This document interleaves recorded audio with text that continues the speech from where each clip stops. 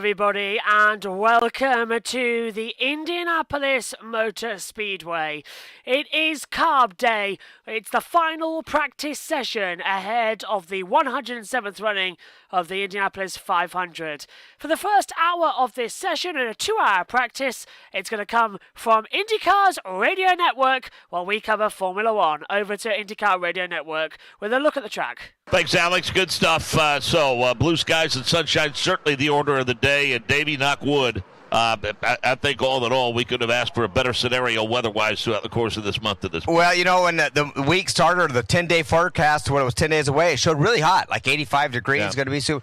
It's so nice. I have actually a little jacket this morning, Mark, but the sun is out. No, not a cloud in the sky. Perfect race conditions. And you know, last time on Monday, as you know, Mark, we had the only incident of the entire month, and our good friend Steph Wilson, unfortunately, is not going to be in this race. Had surgery yesterday. Everything went well.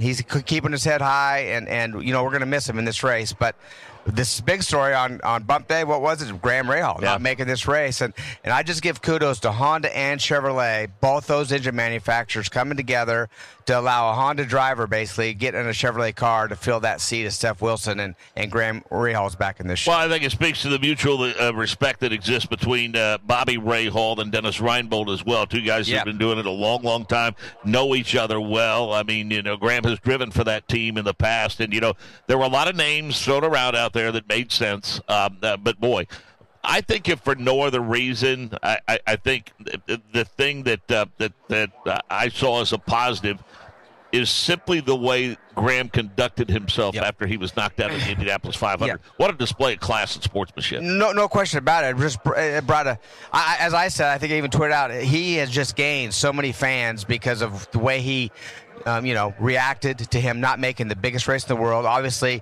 tears in the eyes, and what another great thing, having his family come. That tells you how important family is to kind of, just to help him get through that moment, and what a class guy, absolutely. More about that story as the next 2 hours unfold. Let's talk about another good story. A.J. Foyt Racing. Rob Blackman has caught up with Larry Foyt. Yeah, what a week they have had. Santino Ferrucci will roll off P4, Benjamin Peterson P11 for this 107th running of the Indianapolis 500. Larry Foyt is the team president. He's also the strategist for Santino Ferrucci. Larry, let's start with this. What a great week it has been for A.J. Foyt Racing. Congratulations. Oh, thank you very much. Been a great couple weeks so far. So want to get through today, get through our program, and get ready to race. So, and I think we're about 2 minutes away from going green. So, yeah. Yeah, from a strategy standpoint, ultimately, what are you trying to get accomplished here in this 2-hour session? Yeah, we're going to make a couple runs by ourselves, check our backup wings, make sure aero-wise everything's good in case we have an emergency in the race for that. And then we'll fill it up, put tires on it, and get in some traffic and just make sure he's happy for the race. Final thoughts, Santino Ferrucci, your thoughts on maybe just how successful he can be on Sunday. Well, his record speaks for itself here. He's always finds his way to the top 10. This is his best qualifying. So, no, he really likes this place. He's been doing a great job. So, we're excited. Larry, thank you. And just to add a little bit more, think of this gentleman. In his 4 previous Indy 500 starts, Santino Ferrucci plus 53 in positions gained. That is a guy that knows his way around this course. Good stuff, Rob Blackman. Look forward to the day with you for sure. Let's head a little further up pit road. Check in with Scott Sander. Hello, Scott. Good morning to you, and a great morning for Brian Reinbold and Cusick Motorsports. I'm with Don Cusick right now. As you look out on Graham Rahal in your car, such an interesting story that developed in such a short period of time. Would you have imagined that it would end like this? Can you give us any sort of behind-the-scenes feel as to how this all came together? Well, it's just a collaboration of a bunch of people that want to do, I think, what's best for IndyCar and the fans. Tremendous amount of cooperation between Chevy, Honda, IndyCar, Dennis, our sponsors. Everybody wanted to make the best of what was, a pretty bad situation there, and that's how it all ended up. So pretty excited about it, and great to see the car back on the track. Tell us about the car and Graham's comfort with it. There's some blessing in that he and Steph are similar in size. Has it been a big adjustment? Is it comfortable? Really minor adjustments, actually. They had to adjust one of the shift paddles because his gloves were a different type of glove. And adjust the brake pedal just a little touch. Other than that, he got out of the car yesterday after the install laps and was really happy with it. And a final word, you've been giving good updates about Steph Wilson's progress. What's the news? I spoke with Steph this morning. He's in good spirits. He's up and walking around, and he's hoping he's going to be able to make an appearance at the track on Sunday. They should be releasing him tomorrow, so he's excited to get back out here and see the people and his fans, and we're hoping for the best for that. That's Don Cusick. Thanks very much, Scott, for that update, and that's certainly good news about Steph. Davey alluded to that before we started down this path, and fortunately, Davey, with the advent of social media, for sure, nobody has been more active than Steph Wilson over the past few days, keeping everybody and updated. He keeps it going, right? I mean, he's always, every night, he gave a little recap, and by the way, just those that didn't see it or know, it was the final real practice before Carb Day on Monday. And he did nothing wrong. He was an innocent bystander. Just the train kind of slowed down in turn one. Unfortunately, Catherine Legg just didn't really notice or expect that train to slow down, and she got into the back of Steph and turned them both around. And just the angle that Steph hit head on in that wall, he obviously fractured vertebrae. And the best news is he's going to be fine. He's going to be 100%. So life's good for Steph. It's just he misses what he really plans and works for all year long. That's the Indy 500. Yesterday, Catherine Legg was given the opportunity to do some install laps. They couldn't, cross the start-finish line, which made sense because of the repairs that they made to that car. Graham Rahal was also offered the same opportunity. One of the amazing wrinkles of that story was the fact that they said that chassis that they're using actually had, I believe they said, a go-kart engine in it. That's right. So that is their pit stop car that Dreyer Reinbold has put together quite a while ago. I've seen that car in the shop many, many times, not realizing it was even a good car, to be honest with you, because they had that engine in there. It's like I have a motorcycle engine, but thank goodness they had that car, fix it. And I promise you this car's good. I mean, they know how to put the car, how to put together. It had a good body fit already, so I think we're going to see good things out of that camp. Well, and earlier posted on social media, let's get the thoughts of Graham Rahal and the range of emotions that he feels heading into the 107th Indianapolis 500. Well, how do we get here? Where do we start? First off, obviously it's been a challenging week. Seen the highs, I've seen the lows. And I first want to mention Steph Wilson, who has been, the Wilson family has had a huge impact on my life. Justin was a guy I had the utmost respect for, who really helped shape my career and me as a person in many ways. And I feel for Steph. I know how hard he works for these opportunities. So I can't say how poorly I feel for him that he's not had the opportunity to race this weekend, because this is his seat and he certainly deserves it. I do want to thank Dennis and everybody at Dreyer Reinbold for thinking of me. And when the call came, I was certainly surprised, but happy and excited at the same time. And to Honda, to Chevy, thank you both so much for working this out and allowing me to do this. It's not easy. There's a lot that goes into this. And for you to make this possible, for me to go racing and for me to drive for Dennis and for Chevy this weekend, it's a new experience for me. I've only ever driven a Honda my whole career. So thank you both for working together to make this happen. And for Don Cusick, for his family, for Cusick Motorsports, thank you guys so much for considering me. I'm honored to be able to drive for you this weekend. And for Gary Tennyson at Carekeepers, Gary's been a very close friend of mine for a handful of years. It's ironic how these things work. So for Gary and everybody at Carekeepers, I can't thank you guys enough for giving me the opportunity as well. Our objective is to go out there and make you guys proud. Our objective is to be an addition to the team. Ryan Hunter-Reay has been probably my closest friend in this series since I've been in it. So I'm excited to be able to work with Ryan for the first time ever and see what we can do together. And lastly, to the fans, to our sponsors at RLL, it's been a tough week, and I cannot thank you guys enough for the love and support, for the understanding of what we've gone through. And I certainly am out there still to make sure that we put a smile on your faces and make you proud. I'll be here to do everything I can throughout the weekend to support you guys and all your clients that are coming. And to the fans, I'm going to try to put on one hell of a show for you this coming Sunday. Good stuff from Graham Rahal. Let's head down to pit road, check in with Rob Blackman. Well, I want to hear about this from the Honda perspective, and we're going to do so with a man at the top of the food chain. The president of the Honda Performance Development is David Salters. David, we were just listening to the words of Graham Rahal talking about how cooperative you were at Honda to allow him to make this transition, to be a part of this Indianapolis 500, driving a Chevy. What a great show of sportsmanship and professionalism. Thank you for that.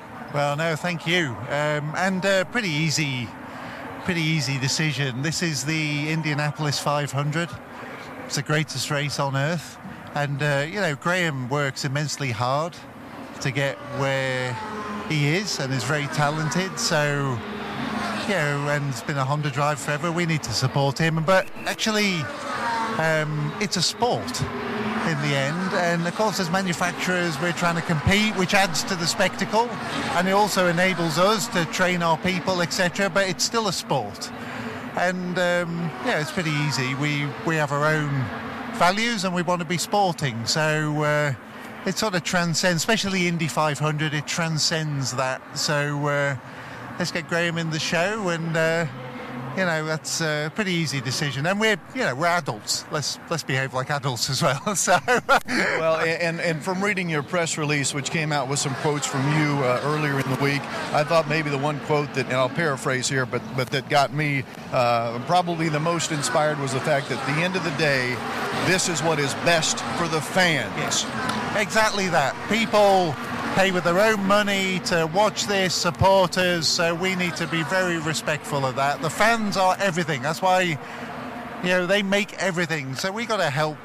We're all fans as well, aren't we? So let's help. Let's be respectful for our brilliant fans and give them a show. So I don't know what happens if he wins, but maybe we have to call it a half. I'm discussing that bit, but let's just get him in the show. I got to say, the fans are everything, so let's be respectful for the fans, and we're all fans as well. We all love racing, and there you go. Well, from all racing fans, thank you, David Salters. What a gesture, and have a great weekend. Thank you to the fans. That's what makes this. To Alex Wolf. Well, as the caution flag comes out during this session, that earlier caution we had in the beginning as install laps were the order of the day. We understand that there was a water leak on the 98 car of Marco Andretti, and that's a car that had a new engine put in. It was confirmed to us, so a water leak on the 98 that they had to patch up. And, of course, on some of these install laps, some of the teams giving their cars a good once-over. Romain Grosjean, Will Power did. Colton Herta went out for an early run, so he's getting used to the language of the spotters in turns 1 and turn 3. So a lot of feeling out process in the first about 15 minutes. And, Davey, you saw an issue for Colton Herta, but he came in hot to pit road. Yeah, came in hot. So obviously we have pit speed limit coming down pit road. And another thing to remember, they haven't had a really good opportunity to come off of turn 4 into pit lane, Mark. They usually take the warm-up lane around turns 3 and 4 to come into the pits throughout the month. So you really have to be good and get prepared for race day conditions, and today is that day. Looked like Colton came in pretty hot, locked that right front tire up just way too easy, skidded it so long it actually blew the tire out, so he had a hard time getting his pits. So I don't know if the brake bias is off just a little bit there, or if he just skidded it so much that it gets slowed down that it put a hole in it. Let's check with Ryan Marine. I'd just like to point out that in my time covering Carb Day, this pit lane is as busy as I have seen it. It is absolutely packed down here on the south end of the racetrack. Really, really cool to see so many race fans out at the track today, and many of them with those pit and garage passes taking in this access, which is unprecedented at an event of this magnitude. But the biggest crowds here in the pit lane are around the pole sitter Alex Palou and perennial crowd favorite Tony Kanaan. And for Palou, I'm struck that when he made his debut here a couple of years back, he was utterly overshadowed by his countryman Fernando Alonso. Well, that's not the case anymore. It is impossible to get a vantage point of that number 10 American Legion Honda crew from Chip Ganassi Racing. Such is the press of crowd surrounding their pit area, watching the fastest pole sitter in Indy 500 history. And then for Kanaan, certainly a crowd favorite going into this, his final Indianapolis 500. And I know we've got a lot of jokes about that because this is probably his third or fourth final Indy 500. But I will say, speaking to him yesterday at Media Day, looking into his eyes as he addressed that question, I think this very well could be the end of the road for TK. He's soaking it all in. Right now he sits in his cockpit surrounded by orange-clad fans of that Arrow McLaren team and of TK himself,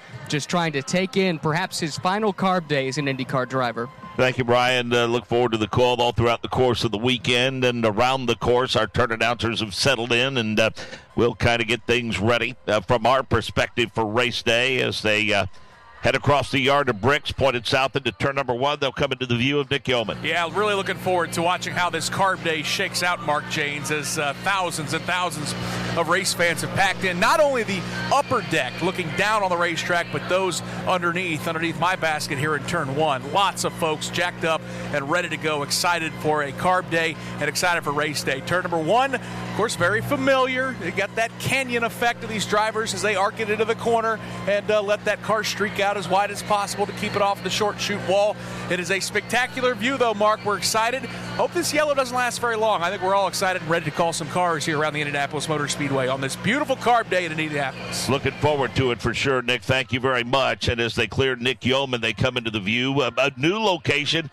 Actually, we've returned to a long-ago location, and we're happy to be there. High atop the turn 2 suites, we welcome in Michael Young and his brand-new perch. Yeah, good morning, Mark Janes. What a beautiful location I have. It was 50 years ago in 1973 that Howdy Bell first called this great race from atop the turn 2 suites. I have hundreds, if not thousands, of fans below me. I cannot see them, but I can see this beautiful 2.5-mile facility. As I look over where I currently stand, I can see the entire exit of turn number 2. That's basically where I sit on the north end of the turn 2 suites, but the view, the vantage point, I can see Nick Yeoman in turn number 1 as they enter turn number 1, the entire south end in that short chute, and then this long sweeping quarter-mile turn number 2 as they make their way down the 5/8 mile back straightaway. I can see where Jake Query is located. As a matter of fact, I can even see Chris Denari in turn number 4. This is a fantastic vantage point and one that is so breathtaking. I cannot wait to see the cars at speed on race day. It's going to be a lot of fun, Mark Janes. I'm looking forward to this carb day practice. 5/8 of a mile north. He's been there for a number of years now. High atop turn number 3, we welcome in Jake Query. Mark, thank you so much. It is so good to be here on the north end of this famed 2.5-mile oval. And already the crowd is starting to come to life, both in their energy as well as all of the color of the tents and the T-shirts, the cars that have accumulated here in the northeast corner of this section. Turn number 3 is my responsibility. I will take the handoff from Michael Young as they work their way, as you had mentioned, Mark, up that 5/8 of a mile backstretch and then negotiate the 9 degrees 12 minutes that makes up turn number 3, the banking here. This is an area where we have seen so many passes to win the Indianapolis 500. Mark, your iconic call of Ryan Hunter-Reay doing exactly that against Elio Castroneves, for example, or Simon Pagenaud over Alexander Rossi. The list is endless of the great moments here in turn number 3, and it is always, again, an honor and a pleasure to be able to document for those that will listen from years from now as to what may happen and unfold here. But for right now, everybody's sitting, waiting for this, the final practice of the 107th running of the Indianapolis 500, and the energy level will inevitably amp up when it happens. Mark, hard to believe there could be any more energy than there is already. Thank you, Jake. Look forward to it for sure. 20-plus years in turn number 4, and you talk about iconic moments. Many have unfolded before his very eyes. We welcome to the broadcast Chris Denari. Thank you very much, Mark. So great to be with you guys and flattered to again be here in turn 4. Great crowd across from me. I'm on the outside of turn 4, really at the start of the front straightaway here at the Indianapolis Motor Speedway, and the mounds are full of people watching these cars in their final preparation for the 107th running of the Indianapolis 500. I see the stage that will be busy later today and also in the Snake Pit on Sunday for this great race, but I will take the handoff from from Jake, and I will have those calls as they go into the north short chute and make that final left-hand turn. 200 times they will do that, and we've had some iconic moments here at the Indianapolis Motor Speedway. And Mark, with as fast as this field is, I anticipate we'll have another one on Sunday afternoon. Thank you, Chris. Look forward to it, Davey. Fastest pole winning average by Alex Below, 234.217. Fastest front row at 234.180. And the fastest field at 232.184. How impressive is that? And, when you say the field, although 1996, we'll never forget their track record set by Ari Leindijk. I obviously was part of that race, remember it well. So to be fastest field, but Ari had the fast time, it's pretty darn impressive. That shows how close. You look at the time from the fastest to the slowest, it's so impressive, and that got that average speed way up there. So these drivers and teams ought to be proud of this time, because you never know what rule changes bring down the road, if they're going to be sped up or slowed down. But right now, the fastest field in history. So give us the checklist today, if you will. Let us know exactly what the focus is. I mean, you had a 2-hour practice session on Monday, so how will this one different from that? Well, the really difference is a lot of the teams after that practice session on Monday, they go through the entire car. I mean, they take it apart. They put a lot of new pieces and components. For example, the drive shafts that power these cars, wheel bearings, things like that, all get replaced to get ready for this race. 500 miles of a lot of downforce on these cars, and so it's a lot of abuse to them. So they make sure all the parts are proper, all new. So today, make sure everything's put together right, the car's comfortable again, the setup's back like the driver likes it. You really don't need a lot of laps here. Most of it's going to be full loads, making sure that your ride heights are right. And don't forget to get in that dirty air. You're going to be in all day. Even if you're the leader, you're going to get into lap traffic at some point. So make sure your car's good in dirty air. Race strategy going to be solely focused on race day in terms of managing that tire deg? Yeah, we have had tire deg issues here on the left rears. Most notably on most of these teams. A little bit of blistering. What that means is a hot area gets in that tire, the rubber pops up, blisters, you lose grip, not good. The wheel and tire starts vibrating. It's not fun to drive, so you have to take some camber out of these tires, not as much grip for this race, but they have to take care of their tires, so tire deg is very important. Drivers have said, all of those that have done interviews at various outlets and, whatnot, both print media, online media, and actually, interviews on radio and television, they all say that it's pretty obvious when that deg starts to rear its ugly head, because they feel the vibration almost immediately. Almost immediately, yeah. Once one blister comes in that tire and it just goes out around, man, the entire car vibrates. And when you're running 220, 225 miles an hour, not that much fun and hard to see. The vision's not good. And you just don't, it's hard to trust something that when you're going that fast that's vibrating. So that is for sure something they need to take care of. Mark, what happens though? Great racing for us, because it really mixes the field up as we see these guys streak by. I mean, they're getting right after it right now, and in a big line going down this front straightaway. Yeah, big line indeed. And Michael Young looked like Joseph Newgarden, Rita's VK, and others setting up for turn number 2. Tony Kanaan will lead that group out of turn number 2. VK, then Joseph Newgarden, Pato O'Ward, and Kyle Kirkwood. Those 5 make their way down that back straightaway, all down to the lower portion as they enter turn number 3. Always interesting, too, during practice, because you have cars that are blending themselves in coming off of pit road. As a matter of fact, it is behind there that you talked about Tony Kanaan, Pato O'Ward there as well. Joseph Newgarden now setting up for turn number 4. Yeah, one of the drivers I'm interested to watch is Rinus VK. He's been running up front in these practice sessions earlier today. VK, of course, another strong starting position for car 21, his 4th race, and he will start number 2. Yeah, all eyes on Rinus VK for sure, kind of carrying the flag for Ed Carpenter. That long line of cars led by Tony Kanaan, Jake, they're coming at you with other cars coming off of pit road. Boy, all of a sudden they nearly went 3 wide. That's because Joseph Newgarden popped out of line. That got him around Rinus VK. Big gaggle of cars coming at you, Chris, in turn number 4. It is Tony Kanaan who has that about a 4-car length lead over Newgarden. You go back, and then you've got about 12 cars single file as they all exit turn 4. And a move by Joseph Newgarden to the inside, Nick Yeoman. It's a late move, but he'll get around the veteran Tony Kanaan. So Joseph Newgarden leads this train out of turn 1. Half a dozen cars running by themselves, but it's Joseph Newgarden, Tony Kanaan, Rinus VK, Devlin DeFrancesco, Kyle Kirkwood. Those 5 with Alexander Rossi in tow, headed to turn 3. And now they start to go single file. Just as I say that, Newgarden sweeps wide going into 3. Kanaan will tuck in line just behind him. Then about 3 car lengths back to Rinus VeeKay. Here they come. They're single file as they exit the short chute coming out of the north end. It's Newgarden, and he's got about a 3 to 4 car length lead on the front straightaway. Let's go to pit road and Scott Sander. Scott? With Michael Shank, one of the principals of Meyer Shank Racing, they're looking at a frayed part down here in Elio Castroneves' pit. When we talked to Elio yesterday, he indicated you guys might have found something a little bit Monday. What's happening here, and how's it gone so far? It's gone pretty well. Monday wasn't fantastic. We were good, not great, but we're not here to be good. So we went back, and the smart guys looked at the data, and they think they found a couple things. So far, so good. There's always a circus when you're trying for 5. How do you separate that from what has to happen on race day? Yeah, I think it's when you're in the moment, you're working on the car, you're not thinking about it. So that's pretty straightforward. But, to be honest, there's times if you're looking on social media, you drive by a billboard, you realize that, just like in 2021, that we could do something pretty special.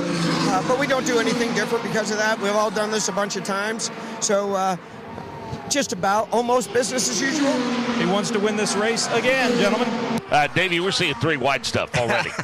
It's crazy. I look up, and one time you're right. They're 3 wide down the straightaway. They went 2 wide in the corners, which we don't do a lot here. But it seems like outside groove right now this early is great. But look at this line of cars, 15, 16 deep down the front straightaway. And they are headed down the front straightaway. Good move by Kyle Kirkwood. Slipped it around. I believe that was Ryan Hunter-Reay into turn number 1. Yep, and Rinus VeeKay is going to follow him as they both dart around the Indy 500 champion, Hunter-Reay. Hunter-Reay actually came out in front of this group, but Newgarden, Kyle Kirkwood, and Rinus VeeKay able to get around. Ryan Hunter-Reay now under attack. Here comes Alexander Rossi to look to the inside. Ryan Hunter-Reay has a new sponsor, Root Insurance, and it's a cool-looking paint scheme on that car, but right now it's under a little bit of an attack, as you talked about, from Alexander Rossi. Big group of cars, single file now through the north end. Yeah, Newgarden has a big advantage right now, and then you go back about 25 car lengths, Mark, and it is single file. Rinus VeeKay getting a good run into turn number 1. Yeah, using the draft to suck right up on the back of Kyle Kirkwood's car, jumps out of the throttle. The gap between those two, Michael, stays at about 3 car lengths. Joseph Newgarden, a stout race car, as he's pulled away about 15 car lengths from Kyle Kirkwood, but Kyle Kirkwood now has Rinus VeeKay all underneath his rear wing. Looks like VeeKay maybe making a pass to 3. As they set up for turn number 3, it's Kirkwood, VeeKay right on the rear wing. Then Hunter-Reay as they work their way now in through the north end. VeeKay still not able to close the gap. VeeKay's looking to the inside, but he can't make the move on Kirkwood. Kirkwood, car 27, a couple car length advantage. We'll see if the draft helps him this time. They're side by side at the start-finish line. Full-blown race simulation, and Rinus will rocket his way around the driver from Florida, Kyle Kirkwood. Kirkwood now falls back just 2 car lengths ahead on Hunter-Reay. 8 car lengths. Rinus VeeKay has pulled out from Kyle Kirkwood. Now it's Ryan Hunter-Reay looking a little racy as Kirkwood dives low. He will duck into pit lane. Pretty crafty there, by the way. Rocket was Kyle Kirkwood's sponsor a year ago. Rinus VeeKay just rocketed past him, as Nick Yeoman called. Working their way now into turn number 3. Again, you've got Rosenquist suddenly in the mix. He's got a teammate just in front of him. Yeah, they're all chasing Joseph Newgarden, who has a big advantage over Rinus VeeKay, about 15 car lengths. We think Felix Rosenquist is among those that's going to be racy on race day. Is he racy into turn number 1, Nick? I think, Mark, all 4 of those Aero McLaren cars look strong. We watch that orange and white car of Rosenquist. Michael, he'll follow Pato Award into 2. Felix Rosenquist starting on the outside of row number 1, works underneath that rear wing of his teammate, Pato Award. They are the 5th and 6th cars in that line, making their way down the back straightaway. They made an appearance at Kroger yesterday in Speedway, did the Aero McLaren drivers for Mission Foods. Mission right now, be clean to the north end. Pato Award with Rosenquist just behind. Yeah, 4 Aero McLaren cars in this field, and it is Rosenquist and Pato Award. Rinus VeeKay starting to close the gap a little bit. Same for Ryan Hunter-Reay. Kyle Kirkwood looking at a strong run.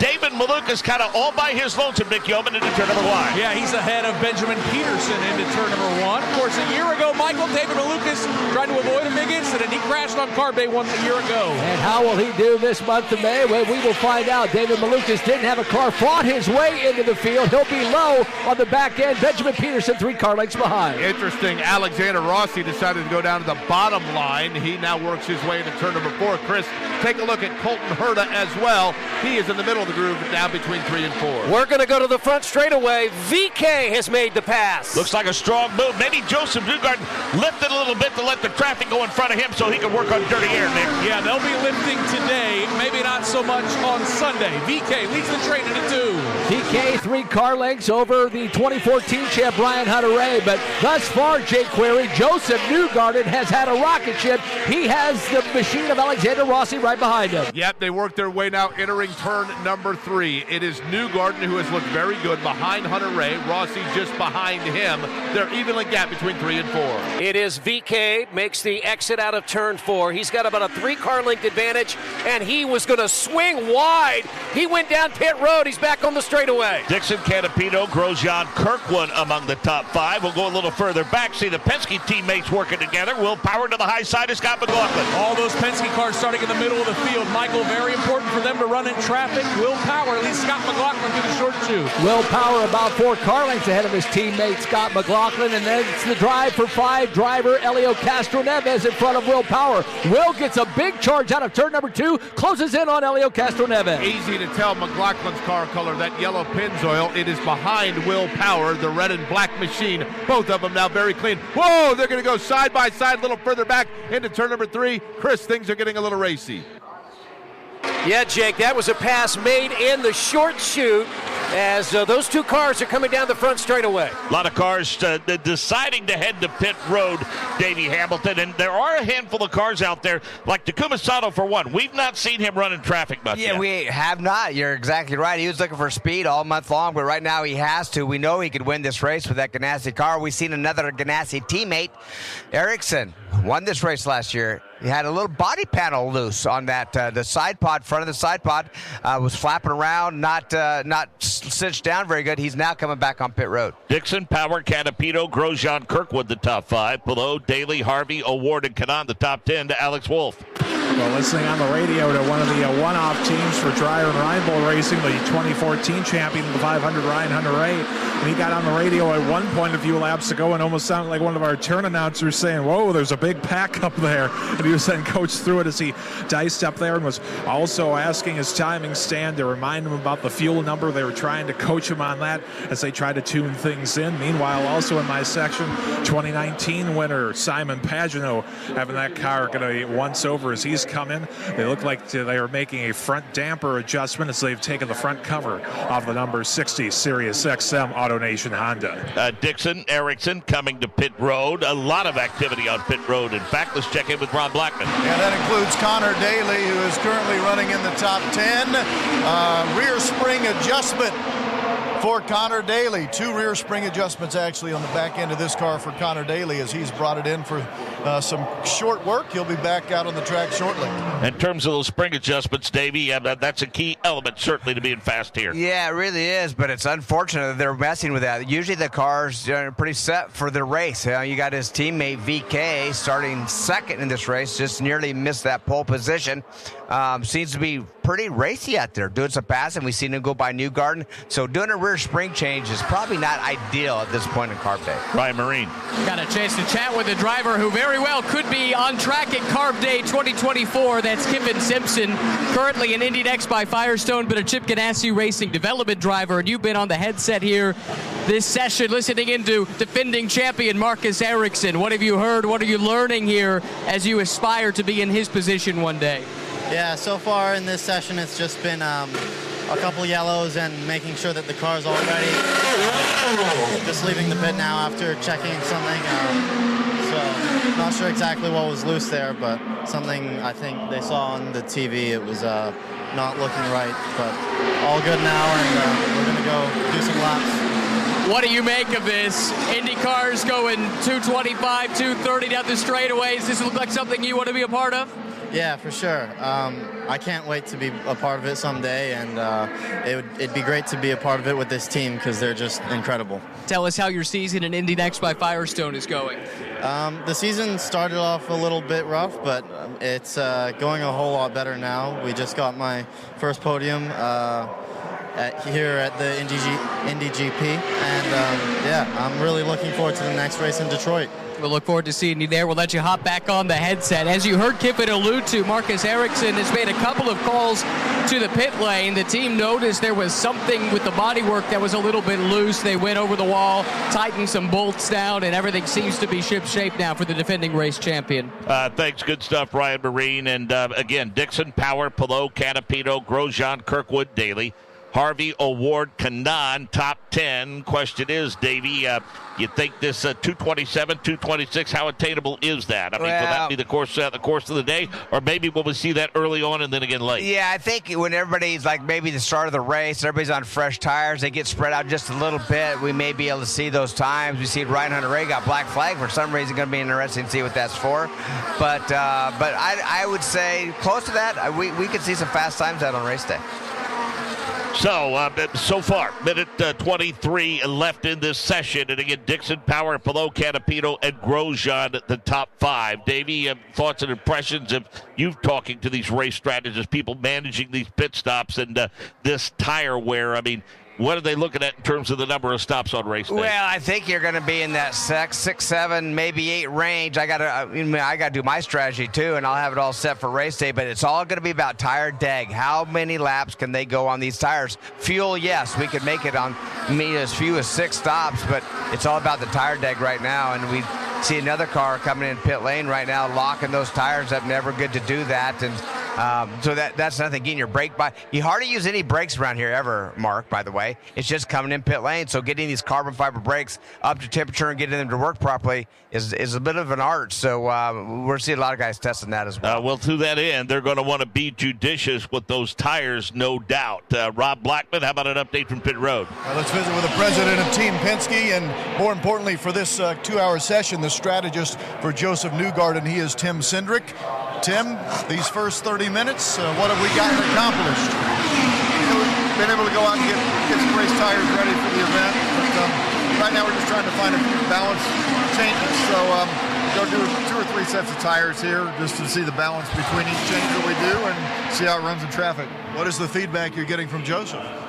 Well, the first change probably wasn't the one he wants, so we're going to try another one. Well, good luck with that. Thank you, Tim. Thank you. Thank you, Rob Blackman. Appreciate that. Good stuff from Tim Cindric. By the way, Davey, going into the Indianapolis Motor Speedway Hall of Fame along with Tony George. Yeah, congratulations. Congratulations. Great. Well-deserved, actually. Well-deserved to be in there. Obviously, there's so many people that really made this event happen and this facility get better and better every year. So it was good to see that. Pato Award, Scott Dixon setting up for turn number 2, Michael Young. Yeah, for Scott Dixon, 2008 champ. Looks like he has a bad, fast race car. Trying to chase down Pato Award. Then it's Felix Rosenqvist and our reigning champion, Marcus Ericsson. Those are the front 4 to 3. Rosenqvist is right now watching those two in front of him, and what he sees is Pato Award, who seemingly can put his car wherever he wants. Drifts a little bit high up, turn number 3. Scott Dixon right behind him. Dixon just a couple of car lengths behind, and then it goes to Rosenqvist. Those are the top 3. Those 3 separating themselves as they head to turn 1, but here comes Scott Dixon. Yeah, these were 3 big contenders a year ago. Pato Award by about 3 car lengths over Scott Dixon. Dixon slides up the racetrack, another 3 to Rosenqvist. Scott Dixon about 3 car lengths behind Award, then another 3 car lengths to Felix Rosenqvist. You have to go back about 5 car lengths till you get to Marcus Ericsson, but those front 2 really close as they enter 3. And now all of a sudden Scott Dixon says, yep, enough of that. Goes to the inside of Pato Award, dispatches him. Scott Dixon with 2 arrows just behind him.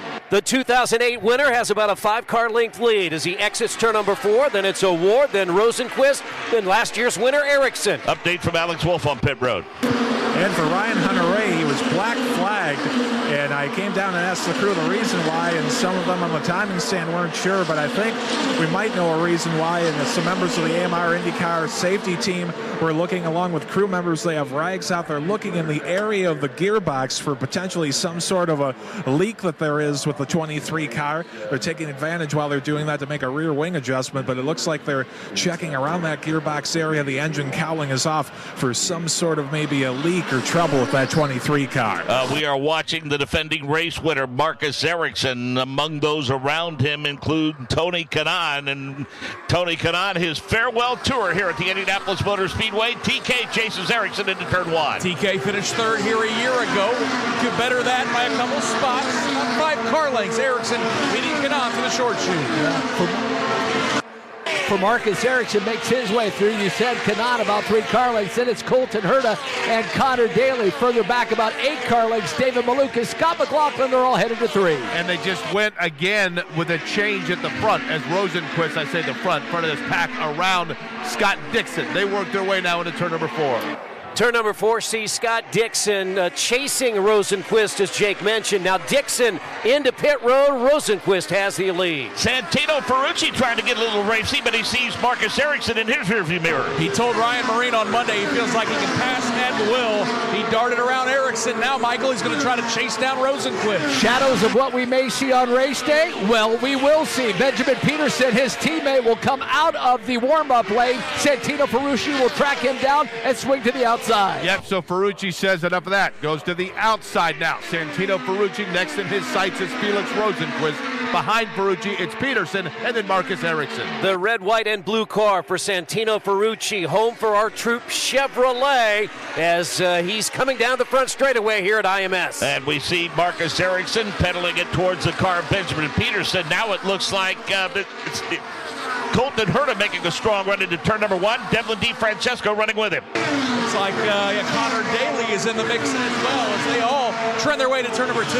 Connor makes his way at the exit of turn number 2. He's about 5 car lengths behind that pack ahead of him, and then it's that machine of Colton Herta. That's 6th and 7th in that line. Boy, I'll tell you what, Connor Daly really was trying to test that air draft. Got down low, then went up high, maybe trying to interrupt that slipstream a little bit for Colton Herta. Both of them now setting up for turn number 4. Yeah, Connor Daly in that Bitnow Chevrolet. Passing me now is the Pennzoil machine of Scott McLaughlin, bright yellow. Yeah, he's running all by his lonesome on the racetrack. Will Power has some company. One of the Sirius XM machines headed to turn number 1. Yep, that appears to be the 60 of Simon Pagano chasing Will Power as they exit turn number 1. Simon Pagano very confident in his race car as he closes in on his former teammate Will Power. A good car as well. Quickest on Monday. It's Power and Pagano right behind Scott McLaughlin. The one car in the pack that decided to all of a sudden just kind of back out of the throttle just a little bit, I believe, is Catherine Legg, going a little bit high now through turn number 4, fracturing 2 different groups. Yeah, I'm going to pick it up with McLaughlin, about a 5-car length advantage. He peels off to pit road, and now it is Will Power down the straightaway. Palou and Ferrucci, it's tied into 1. Yeah, in fact, there's about a 5-car train heading your way, Michael. Some fast cars. Alex Blow, the pole seater, leads them into 2. Well, that pole seater looking extremely fast, but so too does Santino Ferrucci. His teammate Benjamin Peterson, Felix Rosenquist, the front runners as they make their way. Ferrucci looks to the inside. And Santino Ferrucci is going to go ahead and make that pass. So the car that looks like an American flag gets past the American Legion. They set sail now through the north end. His 5th race, he will start 4th for A.J. Foyt. That's Santino Ferrucci. He's plenty fast today on Carb Day. To pit road and Ryan Marine. Latest VK started this practice session with a small wicker on his rear wing. He came into the pits a few minutes ago, and on top of other changes that they have made, the Bitnow crew has elected to remove that rear wing wicker, effectively removing some of the downforce and some of the drag at the back of that race car. And it was interesting to see, as soon as that wicker was removed, the team was very judicious about placing stickers over the aperture to which that wicker had previously been affixed. Everything about that trying to maintain as little drag as possible, maintain the top speed as they make that aerodynamic tweak at the back of his race car. About 45 minutes, Davey, into a very, very busy session. Yeah, it sure is a busy session. Just kind of looking down on the cars right now, Mark, just seeing what these teams are changing. Trying to get a look at the Ryan Hunter-Ray issue. I don't see anything of urgency, but they're not sending him back out of this point, Mark. And then nothing we talked about back to race day. I'll have a full strategy, but right now on fuel, I see 7.1 stops. What does that mean? Save just a little bit, you can get away with 7. And depending on how those yellows fall, if any fall at all, Mark, you could cut it down even below that. But more likely, it's all going to be back to the tires as we talked about. I'm looking at tire wear down there. Obviously, our pit reporters have a better sight at it to see what they look like. But so far, so good. Scott Sander. In some ways, this is day one of the season for Graham Rahal, an entirely new crew. I'm told no carryovers from his old team. This will be entirely working with Steph Wilson's crew. So right now they're trying to work on a little front-end understeer. Graham doesn't love the feel of it. Otherwise, the car is solid. He's been parked for a few laps, turned about 24 so far. They're pleased with the progress, but there's still a lot of progress that has to be made today. Yeah, and you hope that you're going to get through that entire checklist before you get to race. Yeah, and you got to remember, it's first time in this car. He hasn't driven a Chevrolet before. There's a lot of things that are going on down in that camp, but I really think that they're going to have a decent result. The car, I feel they put together well. It looks good. Graham, with his experience, I think once he gets out there, really gets a rhythm going, that he'll be a threat on Sunday, no question about it. But I do feel today is so important that they need to have a good day today and kind of have a direction where they need to be for race day. Alex Palou makes a strong move around Rinus VK. Santino Ferrucci trying to keep up with that long line of cars, Jake Query, as they head to you in the north end. A couple of those that we're going to see starting towards the front, as a matter of fact, come Sunday. The pole sitter, Alex Palou, and then, as you mentioned, VK about 8 car lengths back. Then behind him, it's Ferrucci, and then Felix Rosenquist through the north end. Palou in car 10, exits turn number 4, about the 10 car length advantage. Now 5 car length advantage on VK. Yeah, VK gets a really nice run off at turn number 4, and Felix Rosenquist is having trouble keeping up with that pack, Nick Yeoman. Yeah, in fact, Felix, we look for him, and he is struggling trying to keep up. Alex Palou leads that train into 2. Yeah, down that back straightaway they go. Alex Palou about a 3 car length advantage over Rinus VK, then Santino Ferrucci. VK looking very strong as he looks to the inside and now pop to the outside. And just in front of them is Scott Dixon, who just came off of pit road and is a little off pace. So Palou, his teammate, just behind him, then Rinus VK. Yeah, so Dixon in that mix. He's exits turn number 4, about a 4 car length advantage. Then Palou, then VK, then Ferrucci.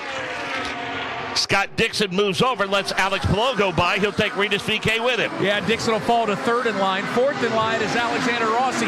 He darts around Santino Ferrucci as that 5-driver train leads into turn 2. Palou about 3 car lengths over VK. VK, a nice run through 2. Then it's Dixon and Alexander Rossi. He has been the workhorse thus far for that Arrow McLaren team, but VK now working that rear wing of Alex Palou. Front 2 have really separated themselves in this pack. Talking about Palou with VK just behind him, then fractured back 8 car lengths or so is Scott Dixon before you get to Alexander Rossi. Yeah, these drivers working well in a lot of traffic. Palou, a 2 car length advantage on VK. You go back to Scott Dixon.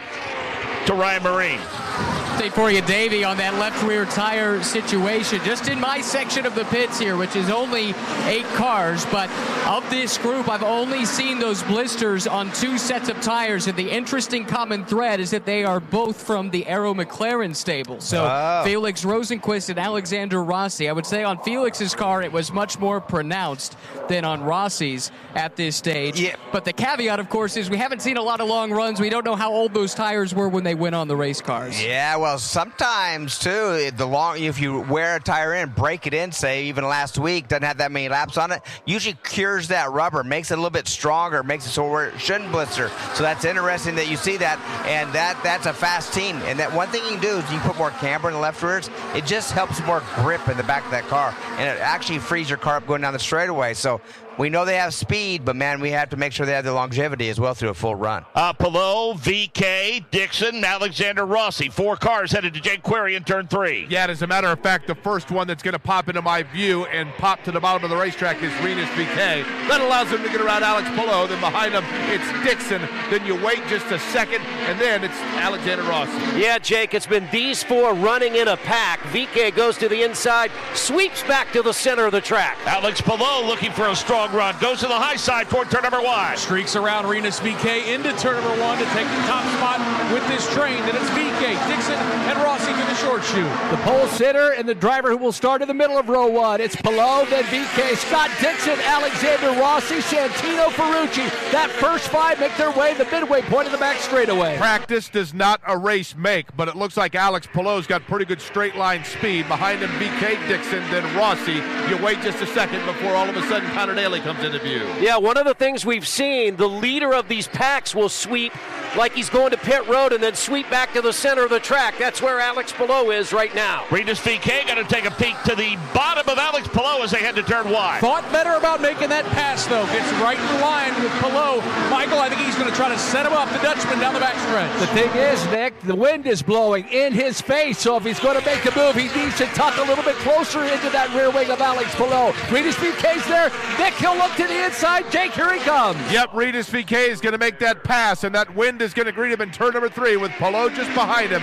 Then Dixon, Rossi, Daly, and Ferrucci as they set now into turn number 4. These are the 2 cars starting 1 and 2, but right now it's VK with about a 3-car length advantage on Alex Palou. Jake referenced Ferrucci and Daly. They've been kind of stuck together, although Connor Daly starts to distance himself from Ferrucci into 1. Yeah, Connor, in fact, is trying to catch up to this 5-car train. Michael, I think he's done it, about 3 car lengths off of Alexander Rossi. Indeed, Rossi is right there, but Connor Daly looking very quick. 5th in this train, it's VK, then Palou, and then it's that Connor Daly car right behind Alexander Rossi. Connor Daly had said yesterday when the crowd roars, he can kind of feel it, but he's very busy inside the race car. Busy right now amongst a pack of cars. He finds himself 5th in a 5-car pack. Yeah, he is that 5th car, and then about another 5 car lengths back is Ferrucci. The top 6 in front of you, Mark. Front 2 with some separation. Well, I say that, now here comes Alex Palou, and he's going to drag Scott Dixon with him. Yeah, Palou swings to the inside, gets around Regis VK. Scott Dixon not going to make a charge inside. He'll stay 3rd in line, Michael, into 2. So the Ganassi guys will have Regis VK in the middle of it. Here comes Pato O'Ward. He will join this battle. He'll file in about 4th or 5th. His teammate, Alexander Rossi, to his outside. Yeah, Pato O'Ward came off the pit road and all of a sudden is trying to find exactly where to blend in. Tucks in just behind Connor Daly. Leader of this pack is Alex Palou. Yeah, he's in that black car. He is currently 6th in line. The leader of this 6-car troop is Alex Palou. Quick update from Alex Wolf. We're on the pit lane, and a few moments ago they took the left rear tire off. There looked to be at least a small blister there, which they're trying to compensate for with an adjustment to the left rear. They're also making a rear wing adjustment and some front spring changes as well. 2 more fresh sets in the pit along with the one on the car, so it looks like a couple more runs for the Verizon Chevrolet coming. Nick Yeoman, close call in turn 1. Boy, Takuma Sato just made the latest pass that I've seen down into turn number 1. He swept in front of Ed Carpenter, cleared himself. But Mark, I don't know if you could have put a sheet of paper in between those two. A little close for comfort here on Carb Day. Well, Nick, he doesn't have a very good history of attempting passes in turn number 1, does he? Yeah, I mean, it all went wrong, but of course the story and the chapters continue to be written as Takuma Sato, a 2-time champ. But that car, Mark, looks awful fast as he's pulled away from Ed Carpenter here in turn 1. In fact, Michael, he's about the 10th car in line.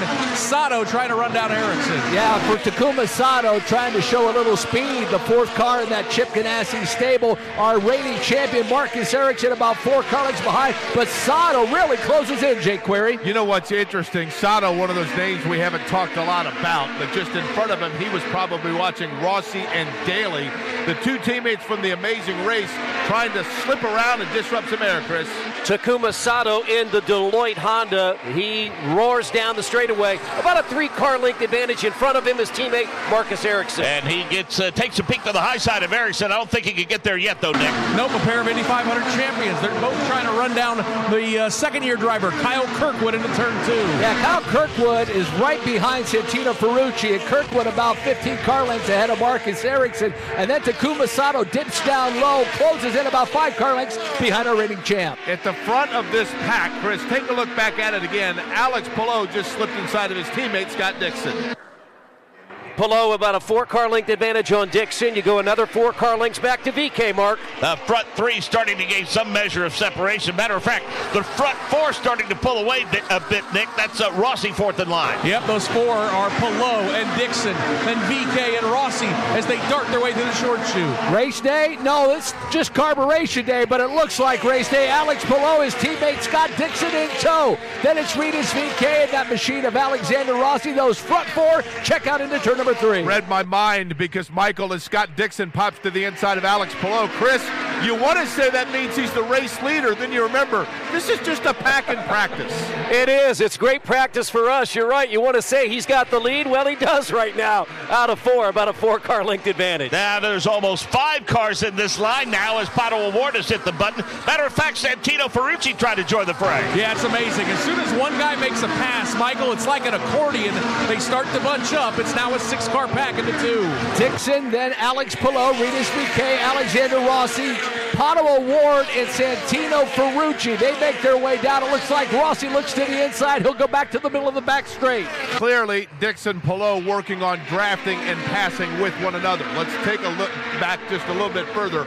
Rossi with his teammate just behind him and Pato O'Ward. Yeah, Rossi exits turn number 4. He's got about a 3 to 4 car length advantage. He's going to say, hey, I've had enough for a while. He heads down pit road. We saw Will Power, Nick Yeoman. He jumped off of pit road. He's trying to join the front, trying to track down Ferrucci in turn 1. Always fun watching the drivers off of pit lane pick their spots, because let's be honest, Michael, sometimes that is easier said than done. Yeah, and where you blend in is the key. Will Power blends in right behind Santino Ferrucci. Remember on Monday, Will Power the quickest. Right now he's 6 in that line. And so we're going to take a look at Will Power and see how that Aussie's doing into turn number 3. Got a gap back from Ferrucci, about 8 car lengths or so, but he has about a 15 car length advantage over Marcus Ericsson. Yeah, he's another guy that would like to get his second win. Will Power won back in 2018. He's driving car number 12. Changed by the time they get back to you, Nick Yeoman. It's got Dixon in front now. Yeah, Dixon and Palou working together. They did that a year ago. Michael, they love to do it on race day. Run 1-2 and work on their fuel saving numbers. There they are in turn 2. What could have been last year, Scott Dixon in that final pit stop. 3 car lengths ahead of Alex Palou. Here comes Felix Rosenquist. He'll tuck it behind his teammate Pato O'Ward. And in that line, we see the machine of Rinus VeeKay as well. When Rosenquist came back onto the pit road, he had just behind him Ferrucci and Will Power. They are now just in front of him.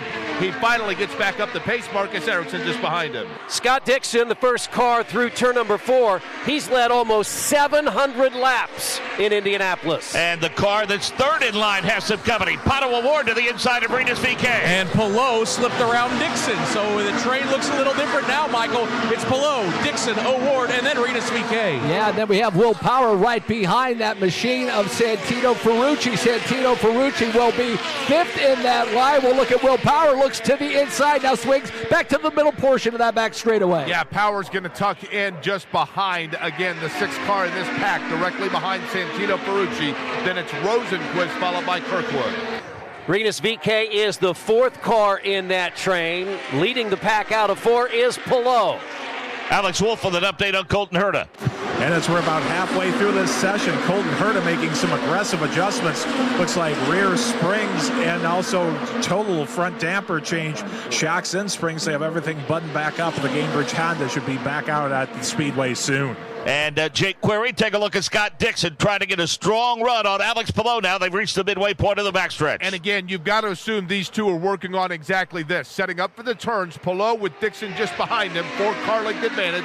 Then it's Pato O'Ward followed by Rinus VeeKay. Will Power getting up to play with that group. Yeah, those 2 Canassi machines leading the pack out of turn number 4. Palou, 4 car length advantage on Dixon, then back to O'Ward. Yeah, a little bit of separation now, although Pato starts to pedal it a little bit as they start to set up for turn number 1. Yeah, I'm interested to watch Pato O'Ward because he was able to pull out a line in a line of traffic and get around Rinus VeeKay. Michael, the challenge, though, is that 3rd car in line. Can he get around Dixon? Yeah, Palou right in front of his teammate Dixon, then Pato O'Ward, Rinus VeeKay, and then the machine of Will Power. Joseph Newgarden starts to blend his way in. He'll be about the 15th car in line. Yeah, and Newgarden all of a sudden decided, you know what, I want to try to get up to speed, trying to work his way into that group. We'll take a look at that machine. Red and yellow, the Shell machine. Chris, keep an eye out for Joseph Newgarden. Yeah, he had been really leading the pack early on when we started calling these laps, and he's back out on the track. The Shell machine is down the front straightaway. Update from Ryan Marine on Alexander Rossi. Well, guys, that Arrow McLaren car was just pushed back to Gasoline Alley. He had been out for some extended running, and I have to say it was a big band of blisters around the inner portion of the outer portion, I should say, of that left rear tire. And for those who don't don't know, just to paint a little picture, imagine a ring around the tire that looks like the rubber has ruptured, and that's basically what they're looking at here when we're talking about these blisters on the tires. And Davey, it is not a comfortable thing for a driver at these speeds to get that kind of vibration and the risk that goes along with having a blistered tire. And the biggest key, the key to that, you can't change that during the race without losing a massive amount of time. It's not just a quick change, so they need to get that handled right now. We're watching Pato O'Ward. Really looks good out there right now, but we'll see if what his tire looks like. I'm anxious to see what Pato O'Ward's tire looks like out of that McLaren team after this long run. Based upon what you're seeing, who has impressed you with their ability to go in and out of traffic? Well, I have to say Plo and Dixon. They're playing from front with their buddy, and I have to say VK also looks very strong. Pato, if his tire hangs in there, I think he's another good one. But towards the back of the pack, we see actually Castro Neves. He was running some really good times in traffic. Looked like that car was pretty solid as well. But man, it's hard to pick one out right now, Mark. But these cars they're impressive for sure. Alex Palou comes to pit road. Let's get an update from pit road from Ryan Marine. Yeah, just another update on Alexander Rossi. They actually didn't push the car all the way back through Gasoline Alley. It's actually at the entrance, right where the cutout in the pit wall is, and that's where the Aero McLaren team is going to work. There are 3 crew members underneath that car. It does look like they've got some of the aerodynamic strakes that they're going to make an adjustment with on the vehicle as well, to creating underside downforce. But then there's a couple of crew members looking at the suspension on both sides on the rear, but specifically on the left side, and they are very, very busy trying to address what appears to be a potential handling deficiency for this number 7 car. Scott Sander. Picking up on the story Ryan is watching with the Aero McLaren cars and blistering. They had similar issues with Elio Castroneves and Simon Pagenaud on Monday. Today they've gotten all smiles, no issues so far. I asked what changed, just got a wry smile and no answer. Less than an hour remaining in the session, and there is no question, Davey, the stated goal and the goal that's unfolding before our very eyes. These drivers and teams are doing all they can to figure out how these changes to these aero configurations are going to affect these cars on race day. On race day, that's exactly right. Now, coming up towards the end of this session, Mark, we're going to be seeing a lot of pit stop practice. We're going to be doing some stops live, drivers coming in and out, and making sure they can hit their marks, making sure that all the crew feels comfortable where they're all set up. And another thing that's tricky is you've been pitting in a certain area all month long. Well, now it's changed. You pit on your qualifying time. You get to pick the spot when your number comes up. So they're spread all over the pits. They may be in a completely different area than they were all month. Well, and, for some of these guys who haven't done this on a regular basis, this is a huge opportunity for them. Yeah, and they tell you this is just another race, but you tell any crew member that, you tell any driver or owner that this is just another race, and you try to make it that so you don't make any mistakes. But Mark, this is not just another race. This is Indy 500, and I tell you, it's so impressive on how much energy this race creates and how many more nerves you have from the entire crew. Well, we want to welcome to the broadcast booth our good friend Paul Page. And Paul, certainly no lull in activity whatsoever since the green flag flew at 11 o'clock. I mean, we had one short caution for some fluid on the track, but what a show they're putting on for this massive crowd here on Carb Day. Yeah, and definitely, Mark, this is the no show-off day. This is the day you really got to do it. You have to find out what that car is doing. You have to make sure, since at least we're going to have similar weather, so they're actually testing in an arena that they will race in. But there's no fooling around here now. You don't go out and play and run a really zip run. You're trying to make sure that fuel will carry you long enough, the tires will. Try to work that strategy out and be ready for that green flag on Sunday. And what I'm hearing from all of our guys who have ventured out onto pit road and all throughout the course, and I'm sure you can echo these sentiments since you arrived here this morning, there's a tremendous amount of energy here at 16th and Georgetown today. Oh, it took me an hour and a half to get in here. Well, that's not a very efficient police escort, Paul. No, it wasn't a good police escort at all. It was this one guy, and he was walking. I didn't understand that. No, the crowd, I mean, it's so exciting. It's like race day walking down through there. Well, it's great to see. To turn 2, Michael Young. Yeah, Catherine Legg slowly came out of the warm-up lane, and I saw something pop off the back of the car. She has a right rear tire, I believe, that's gone down. It might have been that wheel nut that had come off. Catherine Legg has brought out a caution here at this Speedway. And the bad luck continues, Davey. Yeah, it looks like she didn't hit anything. And if you remember, this is the Rahal team. It looks like a wheel nut was rolling down off that racetrack down into the infield. No, all tires are still on. Looks like the left rear, to me, may be askew just somewhat.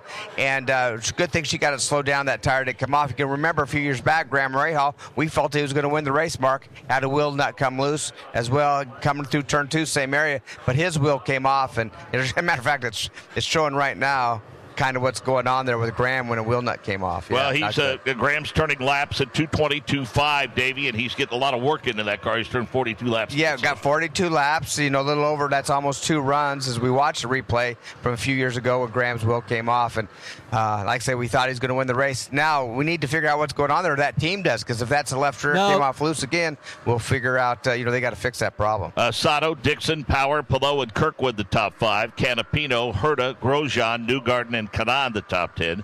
Then Daly, Harvey, Award, McLaughlin, and Malukas. Benjamin Peterson, Erickson, Andretti, Castro, Evans, Hunter Ray. Rossi, Robb, Pagano, Lundgaard, Ederson, Rosenquist, Di Francesco, Carpenter, Legg, Ferrucci, Rahal, Ilott, VK. Those are the 33 cars turning laps here today. And Davey, I just got a picture that on the video screen, a peek. It looks as though Alexander Rossi's car has indeed returned to pit road. It has returned to pit road. They made those adjustments. They don't like you to make those major adjustments on pit road just because of all the activity on Carb Day. So it looks like they hurried him back out there. We still have almost an hour left, 54 minutes, Mark, so he has plenty of time to get back out there. It looks like Catherine Legg going to go ahead and jump out of that car. We'll get her in momentarily. Nothing to fix on the racetrack, so just as soon as she's off, it'll be back green again. Paul, fastest pole winning average, Alex Palou at 234.217. The fastest front row at 234.180. The fastest field overall at 232.184.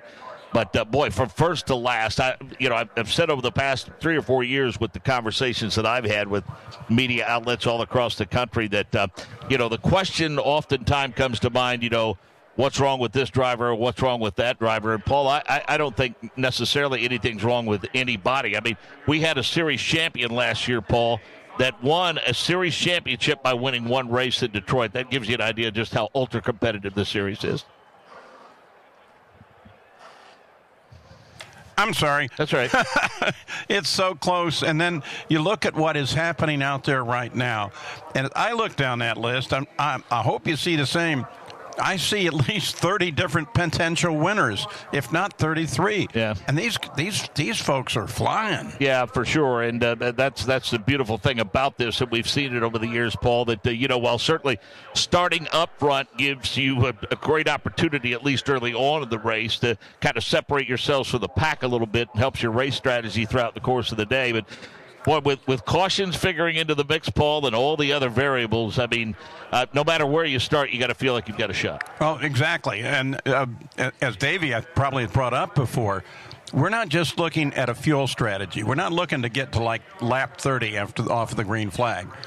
We're looking at what these tires are doing, right, and balancing those two strategies against one another. And I'd hate to be any kind of tactician in this race because, again, it's so much happening. Warm day, sun on the track. We don't know what will happen in terms of movement early on in the race, and then you get to that point where people think, all right, I can settle down a little bit. You can, but you got to stay in touch with that leader. And so it's, we've seen winners come from 2 laps behind. Yeah. So it's going to be marvelous. So Davey, in terms of that tire deck, when you see it and you're a victim of it, what adjustments can you make in hopes of fixing it? Well, that's one thing that they need to fix it now, Mark, because it takes some time to fix that, change those cambers. It's toe links, and there's spacers that go in the uprights or the A-arms of these cars. And so it takes some time, as we're watching right now on Peterson's car. Put a little gurney, a little flipper on the back of the wing to increase rear downforce with these cars, which we usually see them do in race conditions just to make sure that there's plenty of stick. But we're looking at another car, looks like McLaughlin's. He does not have any gurney on his. Pretty slick right there. So two big strategy changes right there. And we should make mention of the fact that they do have some wiggle room in terms of the flexibility of what they can and can't do, but that only goes so far. That's where tech inspection comes into play. Yeah, you still have to pass tech inspection. There's minimum and maximum wing angles, but you can put some wickers on. You can do a few things. Now, one thing that you can change during the race for the pit crew is when they come in, you can adjust the front wings and the rear wing, by the way. You could change angles on both wings of the cars. Now, another thing we can change in the cockpit is we still got the anti-roll bars, which softens or stiffens either the front or the rear of the car. We also have weight jacker, to where you can put a little bit of weight in that right front tire to try to help, settle the back of the car down a little bit. Let's hear from Scott Sander. So down in the Catherine Legge pit, there is dismay and frustration, but they're not yet giving up on the day. The time is ticking quickly. They'd like to get more laps in. First, though, they got to get fresh rubber on it. I asked the tower what was the problem. They say loose wheel nut. The question is, was it a problem of procedure and manpower, or is there an equipment issue that they've got to deal with? Alex? With the 1969 winner of the 500, Mario Andretti. And Mario, it seems like a Carb Day 2023 is a lot different than it used to be in your day. It seems to be a lot more active. What do you think? Well, obviously things evolve, and different time, different equipment. But, it's all to be expected. Everybody's experimenting. Make sure they don't leave anything on the table. And hope that they can find a sweet spot that they're looking for. And you have the headset on, you're checking out your grandson, Marco. They seem to be making some changes to the rear end. How do you think things are looking for the 98 car? Well, they're checking, everything, every possibilities. They're getting information from the other team cars, and, that's what the process is. That's why we're practicing. Still, we're close. They know pretty much what a base would be, but they want to see whether they're missed out on anything. Well, thanks for your time, and we'll see what happens this Sunday. You bet. Let's go over to Rob Blackman. All right, thank you, Alex. I want to follow up on a theme we were speaking about just a couple of minutes ago about the blistering of the left rear tires, especially for the Arrow McLaren team. I am here at the Arrow McLaren box for Pato Award, and I can tell you they have just pulled off both rear tires. The left rear looks no worse for the wear than does the right, at least to my untrained eye. They're both sitting exactly right in front of me, as a matter of fact. However, I can tell you this, something I saw just a moment ago I don't believe I've ever seen. The left rear tire changer for the Pato Award pit team actually took out his cell phone and took multiple photos of that left rear tire before he removed it. So obviously there is some concern here, because when you're taking photos on your iPhone to take a second look-see after the fact, that obviously, I would think, seems to be a bit concerning. And as we said, Davey, the biggest challenge appears to be making those tires match the stint of the fuel. Without a question. You have to do it, Mark, and because that just ruins your day. The tires are so important to keep them, good and active and up to speed throughout the entire run. Now, one thing I've noticed, they showed some rear wings, Mark. The Arrow car, no wicker whatsoever, meaning that no extra additional downforce. They're just using the wing as it is. Then you go to the Ericsson car, a Ganassi car. He has about 1.5 foot wicker on his wing. And then you go to the Rahal car that he's run for Dreyer Reinbold. It's about a 2-foot wicker. So a lot of different strategies on how much downforce you're putting in the rear of these cars. Is that strictly driver preference or conversation between the drivers and the team engineers? Yeah, no question about it. The driver has to be comfortable, or he's not going to be able to race very good. So, no question about it that he's out there and communicating with that engineer, and they're trying to figure out the best strategy. As we're already seeing some passing on pit road right now coming off of turn 2. And Jake Query, to the best of your ability, I think you're going to have to sort out 30-some-odd cars, but Jake, there is a long line of cars headed your way to the north end. And it looks like it's Paul Page's escort coming in because they're fairly slow right now. But right in the front of that, it's Ferrucci, Kirkwood, Joseph Newgarden, Connor Daly, Canapino. They are all working their way now. Chris, it feels like the entire field is working their way towards you. Actually, it's Canapino at the back of that group. Yeah, that is crazy. It's Ferrucci and then Kirkwood are the first two. Kirkwood has company. It's Joseph Newgarden into turn number 1. Yeah, Kirkwood will lead Joseph Newgarden into that corner. Then it's Connor Daly, Alexander Rossi, and Rinus VeeKay. Michael, they're all chasing after Santino Ferrucci. Santino Ferrucci doing a little landscaping as he came out. He passed Alexander Rossi, got in the grass. Kyle Kirkwood would dive low.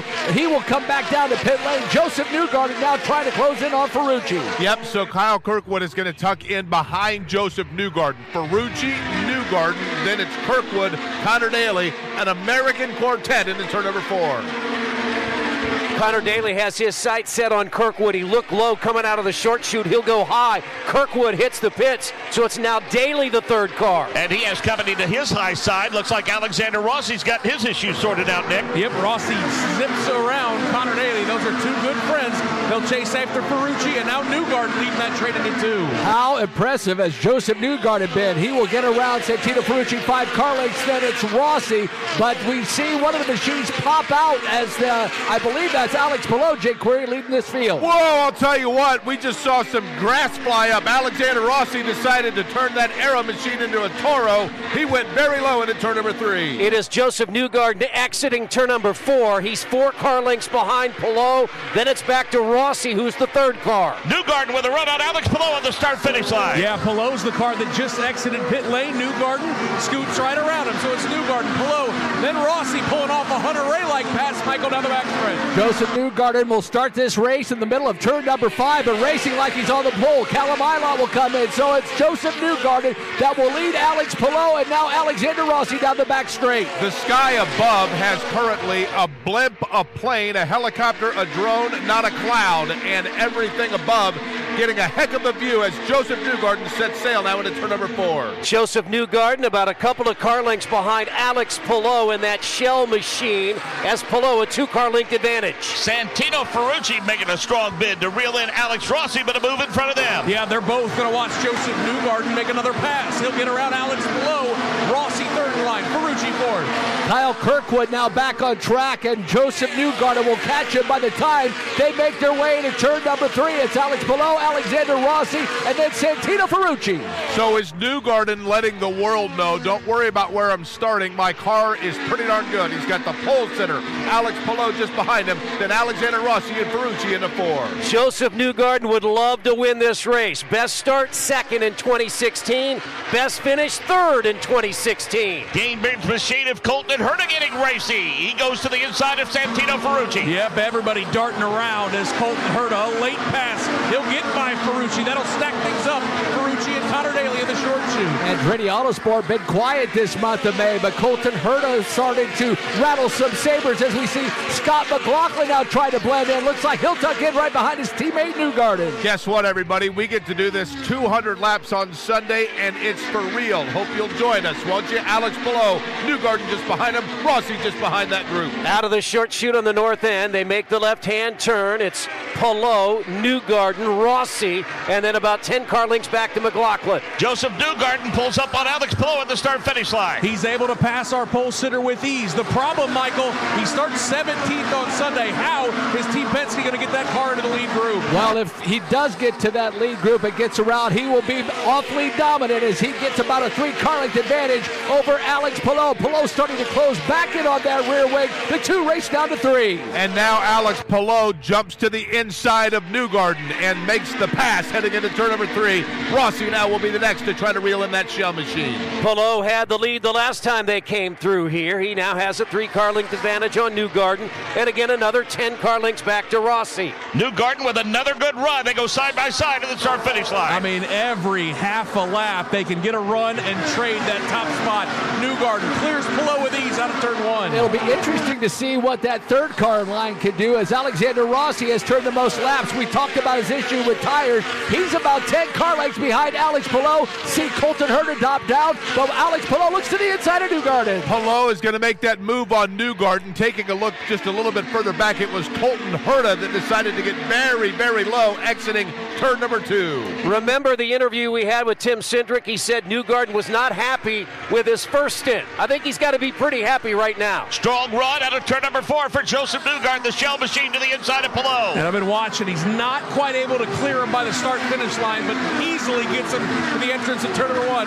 Newgarden, Palou, and Rossi into turn 2. He cleared him. Joseph Newgarden, 3 car lengths over Palou, then Rossi, then Scott McLaughlin, Santino Ferrucci, Connor Daly, those 6 cars, midpoint in the back straightaway. Interesting because it's at the end of the race typically when we see people start slipping up and down the backstretch. to interrupt slip screens.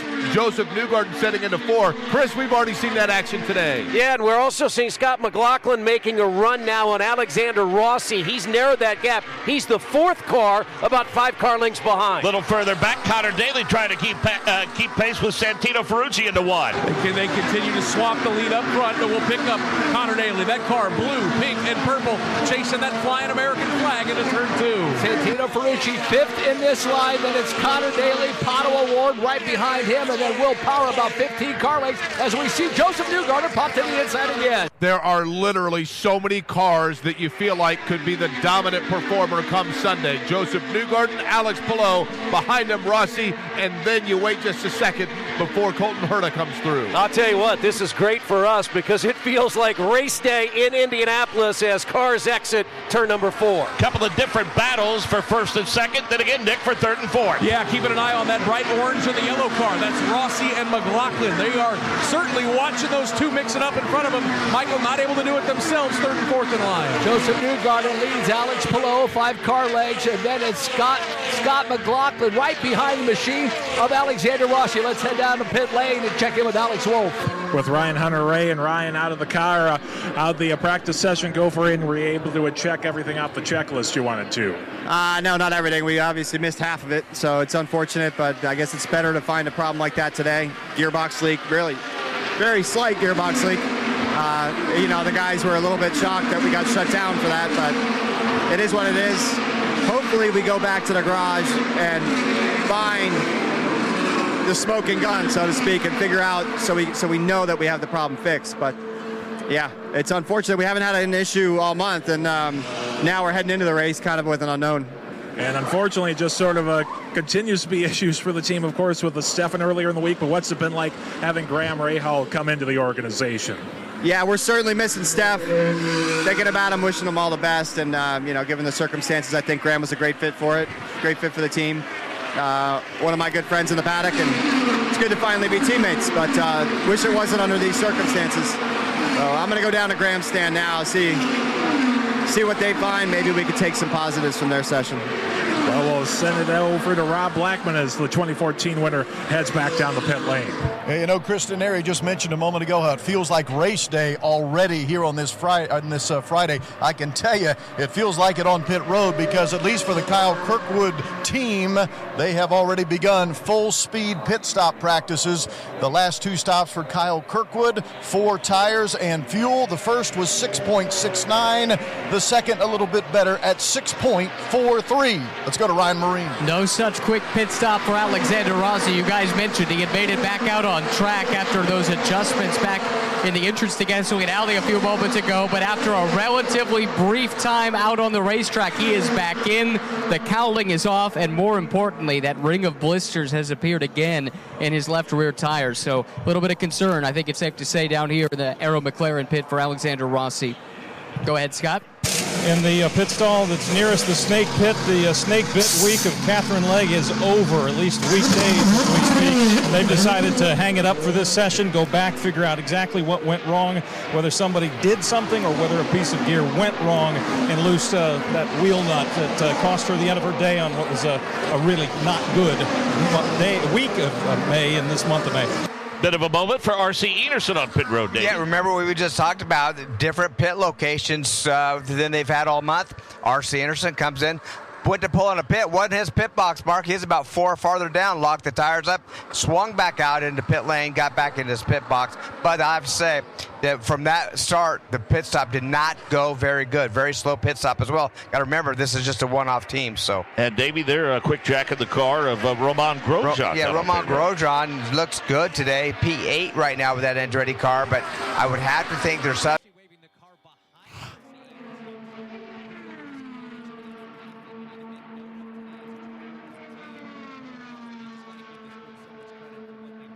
It's transferred on YouTube.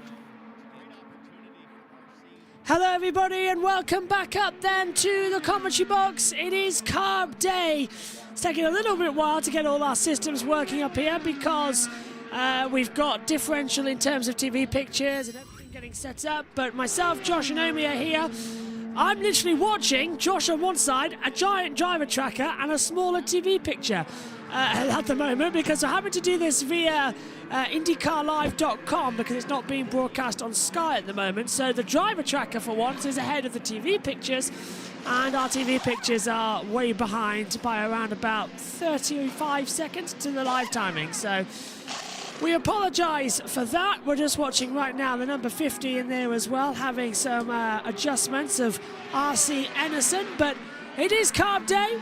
Everyone's out there. Sato's got the top speed at the moment, 227.855 miles an hour. Dixon's there too, looking quick.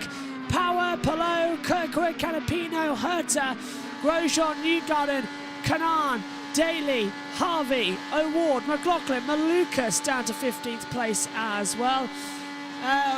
Want some company for a few minutes? Hello, Adam. Well, Adam, I would say lovely, yes, normally, but we've literally got nothing set up in the box. The TV pictures aren't working right. We've only just got us. So I would say yes, but at the moment it's an absolute mess. You won't be able to see any pictures, mate. Also, it's not set up right. Hello to Josh, who's alongside me. Boy, that's been a stressful 20 minutes. How are you, first of all? Yep, going good. Hopefully, the last 36 minutes of practice will show, and hopefully be a good last 36 minutes of practice. But we have had 3 cautions already, one for suspected oil in pit lane or fuel or something like that. I believe it was fuel. Caution 2 was for a track inspection after the fuel, and caution 3 was for Catherine Legg stopping out on the back straight due to a wheel nut coming off. Looks fantastic as well. I've shut the door to the box, and that was a mistake. So, yes, we're here. Hello, everybody. Literally, IndyCar Live is how we're watching the pictures, but they're massively behind, as I say. Sky Sports F1, because of the Monaco Grand Prix, haven't shown this live. They're showing it in 2 hours' time, which would be useless to us as well.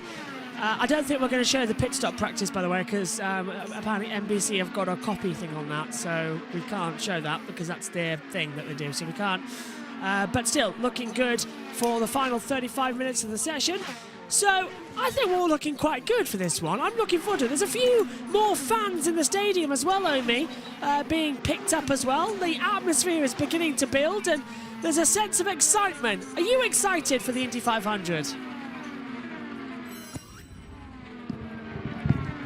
Oh, I was on mute for a second, sorry. Yeah, I'm really looking forward to it. Something new for me, so I am really, really excited to see what is going to happen. Now, we have the pit stop competition later on. Now, for me and some of the other fans who might not know, Josh, do you want to explain what that is and what goes on in it? Yeah, well, the pit stop competition basically is 2 teams each, and they both challenge themselves to get the wheels on and the complete thing of the car and get to the end of the pit lane. It's like a drag race but with a pit stop, effectively. That's coming up. You can see the boarding's all set up for later as well. I'll be watching it, but we're not going to be doing the commentary for it because NBC has got a thing on that as well on their Peacock channel, so we just get this unfortunately at the moment. But it's nice seeing the carb days out there as they fly through. It's weird commentating on IndyCar with sort of half screen like they have at Sky F1 at the moment with loads of different monitors on. I'd rather have my full picture back, to be fair, than what we've got set up. Carb day is always a lot of fun as you come through. It was not a fuel leak, it was a gearbox leak on Ryan Hunter-Reay. Thank you very much, Talladega Tom. We weren't in the commentary box for that then, you see. We were covering Monaco before we stepped over here to do the 500. Just love hearing the cars in the background swing through. As Venus VK under pressure from Alex Palou, our pole sitter for the Indy 500 going down low. Let's go down. Oh, we can't even go down to the pit lane. Forgot about that because there's no way actually to do that at the moment. Oh, yes, there is. Let's go down to the pit lane. We found a way. We found a method. Stop some less good ones. We were able to get a time on the board early on without trying too hard. So I'm happy with that, and yeah, the race is going to be different. Conditions are always at play a lot here, but I think we've got quite a bit of tool in our toolbox. What's different for you now in year number 2 of the Indianapolis 500? Knowing what I need from the car and knowing what's good, bad, I think that helps a lot. still things that I can do better for sure out there, but I feel like I'm getting in a really good spot. Thank you, Roman. His car's good. He's ready to race, Dylan. Well, let's see if we can grab RC Anderson. We're trying to get on the correct side of the wall here. So, how is your race car, first of all? I know there were some things you wanted to learn today. Did you feel like you accomplished those? Yeah, I think we have a great race car. It's just going to be me learning how to manage that distance, and really it's just distance management. It's so hard to go anywhere that I think I only saw really a few cars that are just able to carve up everybody. I think it'll be better. They've explained to me how like today and on like what we had on Monday, it won't be that crazy during race day because everybody's on the same tire, same fuel load, so you have all that mixtures going in. So even if you feel like you're getting passed a lot, you might be on 20 lap older tires than somebody. So I think we have a strong car. It's going to just be more learning for me, and I think I'm going to get a majority of that in the race. And there's obviously learning to do apart from just on the racetrack. Pit road, too, can be a challenge. We saw, I think it was Jack Harvey's box that you almost swung into there. What is it like out here with everybody kind of on pit road at once, trying to just figure out where you're supposed to go? Yeah, it's difficult to see. I think the crew uniforms look really similar, and we're so early in the pit lane. By the time I get to the pit speed and look up, you're trying to find your guys, and I think I might spray paint his helmet like bright pink or something like that. But yeah, no, it's just tough, and I got to get in the habit of finding the box. And then obviously with the low downforce, it is very difficult to slow down. You can't really judge how fast you're going. So it's just going to be taking more learning, and I think the pit stops helped today, and I'll be going through video and going through it all, and hopefully we'll just have a good day on Sunday. Thank you, RC. Yeah, they're about the probably 6th or 7th pit box in here off of turn 4, so you got to get slowed down in a hurry and then pick out where you're supposed to go. So it's a big challenge for these guys at the entry of pit road. Really is going to be a lot of fun as well. We're literally having to take out the plug and plug it into the different sockets that come through as well. On board with Alexander Rossi hurtling down the back straight. Synthol says, I don't know if I'm more excited for the Monaco Grand Prix or the Indy 500, even though I'm relatively new to IndyCar. That's how it goes. I'll tell you what, perfect answer to this question is Omi. Which are you more looking forward to? IndyCar 500 or the Formula One Monaco Grand Prix? It does depend. It does depend what the weather's looking like when we get to it, though. So, but yeah, I'm really looking forward to the Indy 500. But I'm just looking forward to F3 and F2 more than F1. So I guess that answers your question somewhat. It does. It really does. Let's go over then and listen to Felix Rosenquist. Going into the race, so yeah, we're feeling good. You mentioned the one set that was, going to blisters on the left rear. Did you feel that behind the wheel? A little bit, but it's actually not that bad. It looks worse than it is. Would you just manage that on Sunday if you started feeling a vibration? Yeah, I mean, you never know. Like, if it's going to be 20 degrees warmer, it might be a problem, but I think it's been a pretty ongoing thing the whole month for every team, so at this point it doesn't seem like it's such a big deal. All right, Felix Rosenquist on the front row, feels pretty confident with the car, Kev. Walking now back to the garage area through Gasoline Alley with Kyle Kirkwood, like his teammate Romain Grosjean. Finished early. Does that mean your car is ready to race? Yeah, we seem super happy with our cars right now. It's the best the car's felt all month. Everything's fine and dandy. That's for sure. Right there, 40 minutes to go, and we're coming out of the car. Usually, if you end a session, it's usually not for a good thing, but this time it truly is because we're just that happy with the cars that we just feel like we just roll them back into the garage and ready to go for Sunday. Same question I had for Oman. It's year number 2 for you. You've been racing in America for a long time, but what's the difference in this year? Not just team-wise, but just your experience. I'm a lot calmer this year than I was last year. I mean, there's so much to this event in general that you're trying to take it all in, and last year was a lot, and this year I'm able to understand the process, be calm with it, and yeah, it's been way smoother this year, no doubt, especially having such a great team like Andretti Autosport and Honda behind me. They also make it a lot easier on the drivers. Good luck on Sunday. He's already an IndyCar race winner, trying to become an Indy 500 winner in year number 2. And you can Looks to be an impossible but possible feat. That's what we love about the Indy 500 as well. Just enjoy him and the cars fly through at the last couple of corners. Okay, so as things currently stand, we're in race trim. This is what Carb Day is all about. Everybody gets their race data uploaded. They go out, they test it in pack racing. similar to what we saw on low carb day. Catherine Legg has been recovered to the pit lane, by the way. She did not crash. She had a wheel nut fall off her car, but the car's perfectly okay, and it's hopefully ready for race day. Surprising name I just want to pick up on, guys. Well, Josh, and maybe get your thoughts first, Josh. Graham Rahal back. Stefan Wilson, of course, breaking his T12 vertebrae. Will not be racing for the 500. So Graham Rahal racing, Honda driver racing a Chevy, which I find very interesting. What do you make of all this? Graham Rahal back in the field. Well, there needs to be 33 cars for the Indy 500. There was 34. Graham Rahal got bumped the day after Stefan Wilson crashed, and then Graham Rahal comes in, and we all hope that Stefan Wilson will return soon. But yeah, it's gonna be keep an eye on Graham Rahal, because he is going to have to get used to that car. VK, by the way, I see people asking as well, Jean de Boer. VK is 33rd at the moment, 222.166 miles per hour, hasn't actually run a complete time yet. Let's hear the cars through turn 4.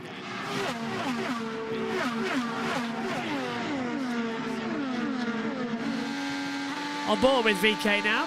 He becomes second in the tow as he heads down the backstretch. There's a lot of excitement in the air. I mean, I'm beginning to enjoy this an awful lot as well. I don't know what I'm more... What are you more looking forward to, Josh? Monaco or Indy 500? 500 by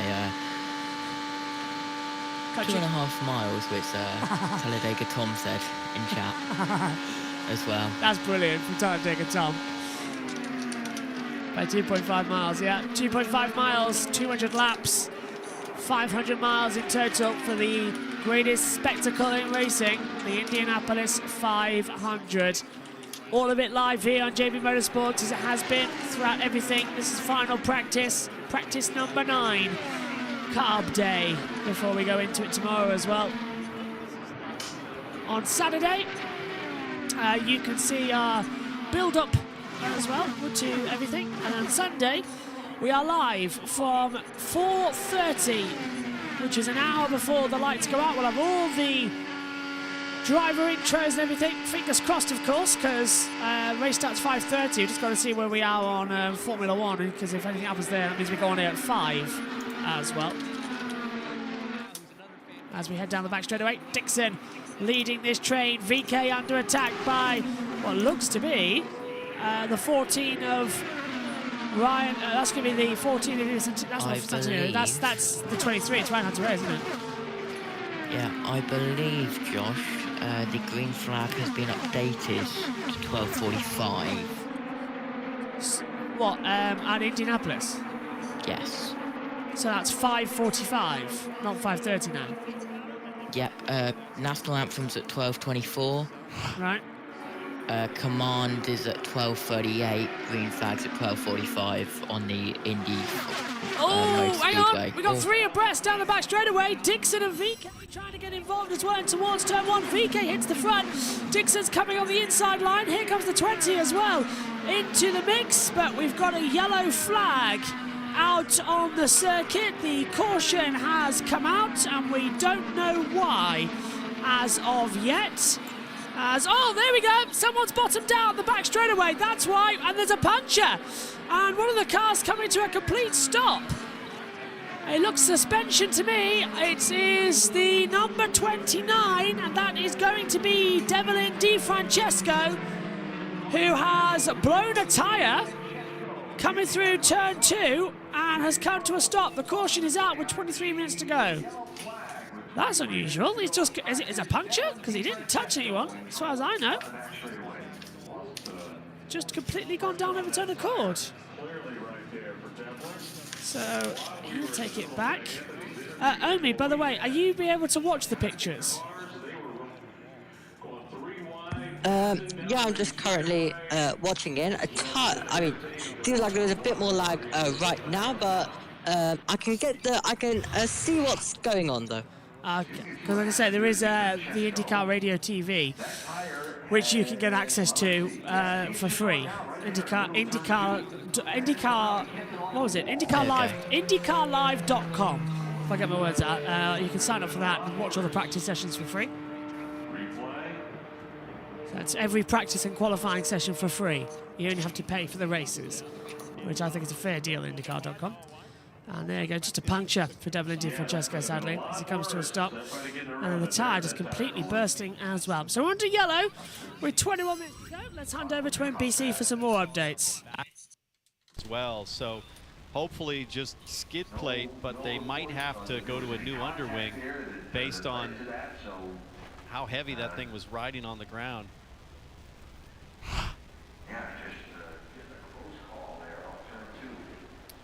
So just over 21 minutes remain here on Carb Day, final practice in the lead up to this Sunday's Indianapolis 500. Time to go back to the Peacock pit box. Here's Dale, Danica, and Mike. All right, Diff, thank you. Definitely Francesco, of course, involved in that really scary incident, the very first lap of the season in St. Petersburg when the car went airborne. So they'll continue to look at that car, and with only 21 minutes left here in Carb Day, it's one of those situations where now it's going to be, we'll see on Sunday and find out what's going on. Let's remind you of what our schedule will be for the rest of the weekend. As you see over here, the pit stop competition comes up in about an hour and a half or so. And then Sunday we'll have 2 hours of pre-race on Peacock right here starting at 9 a.m. Eastern. And you can just stay right here at Peacock or go over to your NBC station. The pre-race there will begin at 11 a.m. and then the green flag drops at about 12:30. So is this a little bit disconcerting? We saw a few drivers happy with where they were. Call it a day. Let's not let anything bad happen. Yeah. But for a couple of teams here who are just working something else out, they might run out of time here to finish their thought. You know, every year is different. Sometimes you're like we saw those drivers walking back to the garage area right now, happy as could be, and they are. Trust me, like to feel that good with this much practice time to be able to say we don't need it is a really big deal. And it doesn't mean that their race day is going to be good. I will say that, and any of you drivers can chime in about it. But just because you have a good day on Friday doesn't necessarily mean that your Sunday is going to be good. But of course, today you did what you wanted to do. And of course, there are other teams that are having issues. You know, very interesting flat tire. Was that debris? I don't know. Was we didn't ever hear a report on the tire early on with the long lock-up flat spot be a flat tire, perhaps. But I don't know. Is that an issue? Is that something we should be looking out for? But yes, with leaks as we've seen out of Hunter Ray's car, these are problems you don't want to have. But of course, just as I said, just because you have a good day today doesn't mean a good day on Sunday. Just because you have a bad day today, you also might be cleaning out all your bad luck and bad karma and all your issues so that you have a good day on Sunday. So it's you never know here. It's a whole nother day. But if I'm going to have a choice as a driver, I want to have a good solid day, and I want to be walking back to that garage area with 20-some minutes left in the practice. Junior, your legal pad's full up there. You're taking a bunch of notes. What do you got? Share it with us. Yeah. I think as you go through this final practice, you could feel the nerves sort of ramp up. The last thing you want to do is have a problem on this day, right before the race. There's been so much preparation, even before the teams get here. You're here a whole month, lots of practice, lots of track activity, and there's still some things they would love to learn, but is it worth the risk? You got 20 minutes left in this practice, and I think for a lot of teams that obviously aren't involved in the issue with the flat tire, it's a bit of a mental reset of, all right, let's manage risk. What do we need to go out there and really do in these final few minutes? Right. Maybe some of them actually are done. They decide, okay, this is a great moment for us to stop. Let's make sure we got a car to put on the grid tomorrow. Take it as a sign. Yeah, right. Absolutely. While we have a second, let's go down to Kevin Lee's back behind us here somewhere. Kev? We've talked to a couple of drivers quite happy with their car. We're also eavesdropping and seeing if we get honest assessments of others, like Santino Ferrucci a few moments ago. This isn't any better. Copy, Bucks. I literally am going nowhere. And I also heard Santino said, we just can't suck up to anyone. That's been one of the concerns. Santino felt they were pretty good in Monday practice, making their way through the field. Not so much today, Marty. So, Kevin, how's the 2022 champ feeling? That left front just coming off? Well, here's what Marcus Ericsson had to say on the radio a moment ago.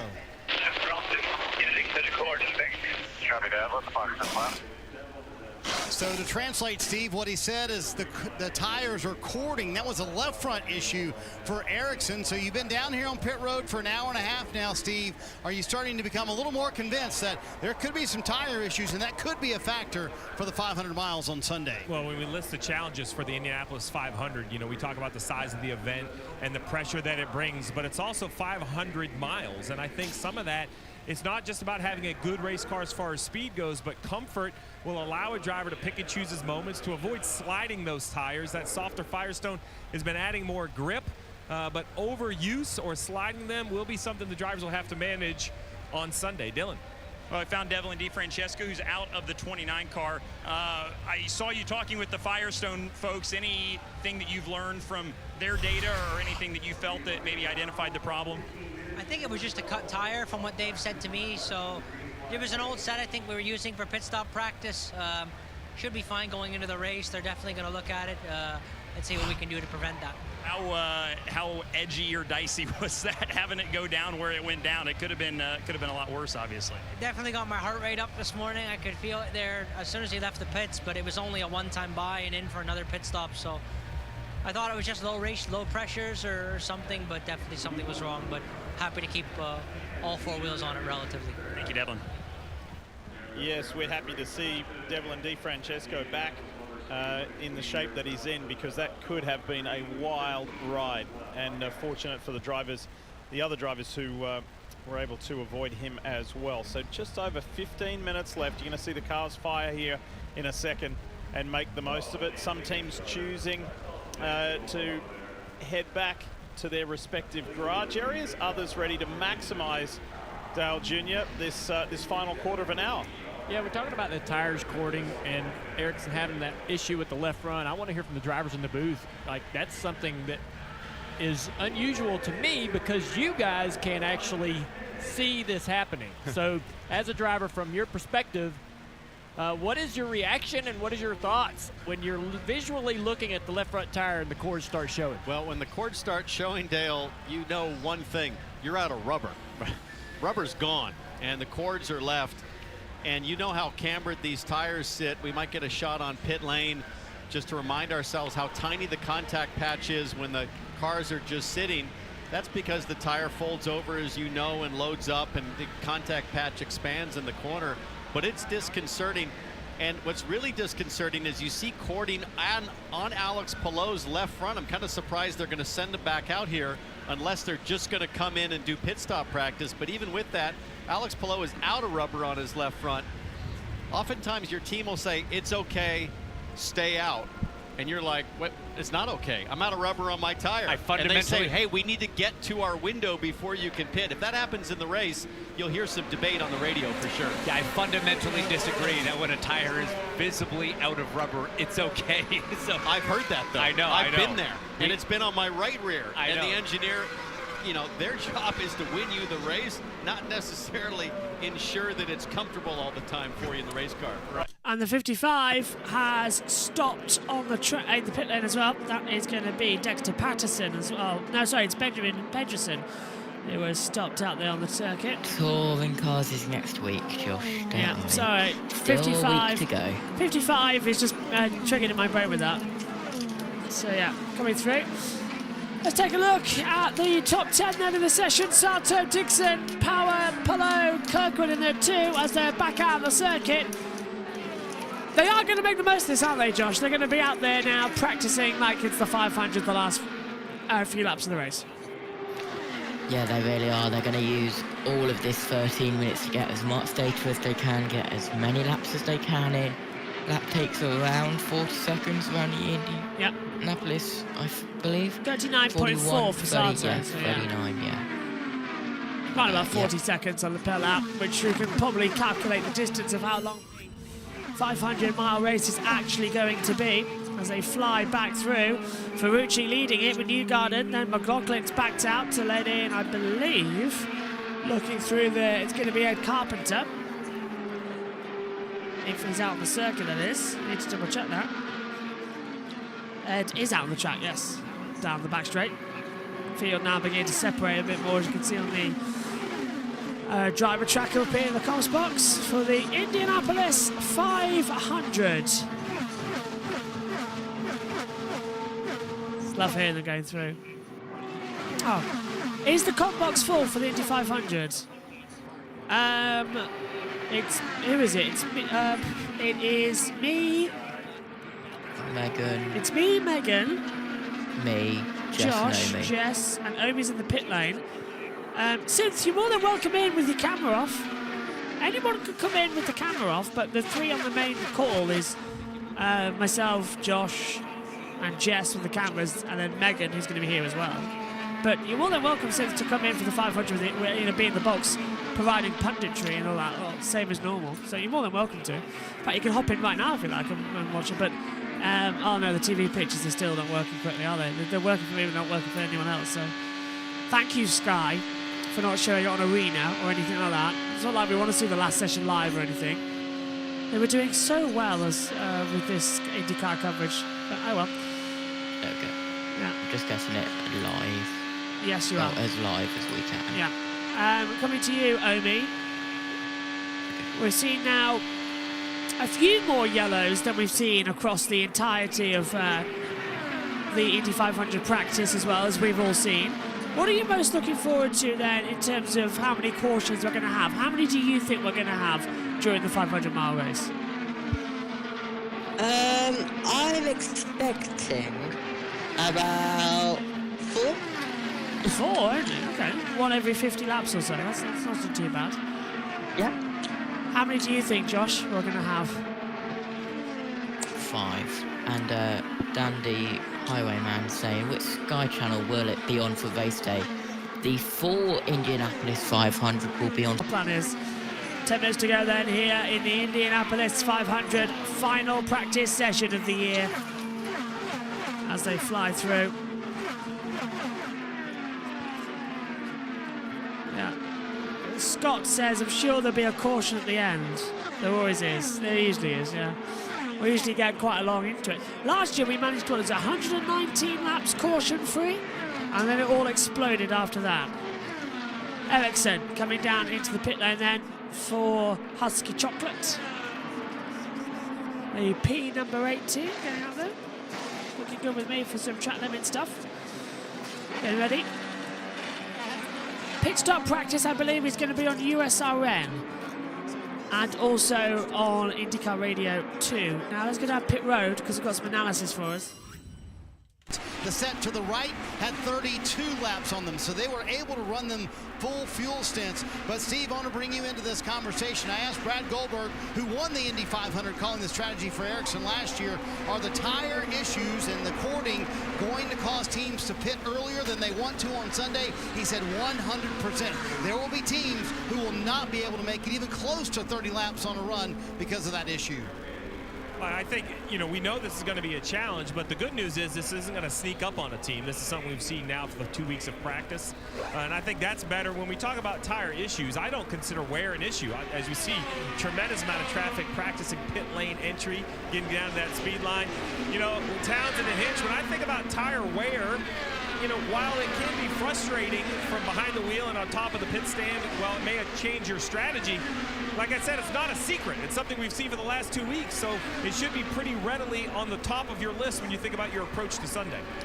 Yeah, the difference is that pitting a little bit on the early side, you run the risk of a yellow coming out, and then the advantage goes to the car that's been able to stay out and then pit under yellow typically here, unless you get trapped, meaning you don't have the fuel until the pit's open. And this got dicey. Takuma Sato on Stingray Robb.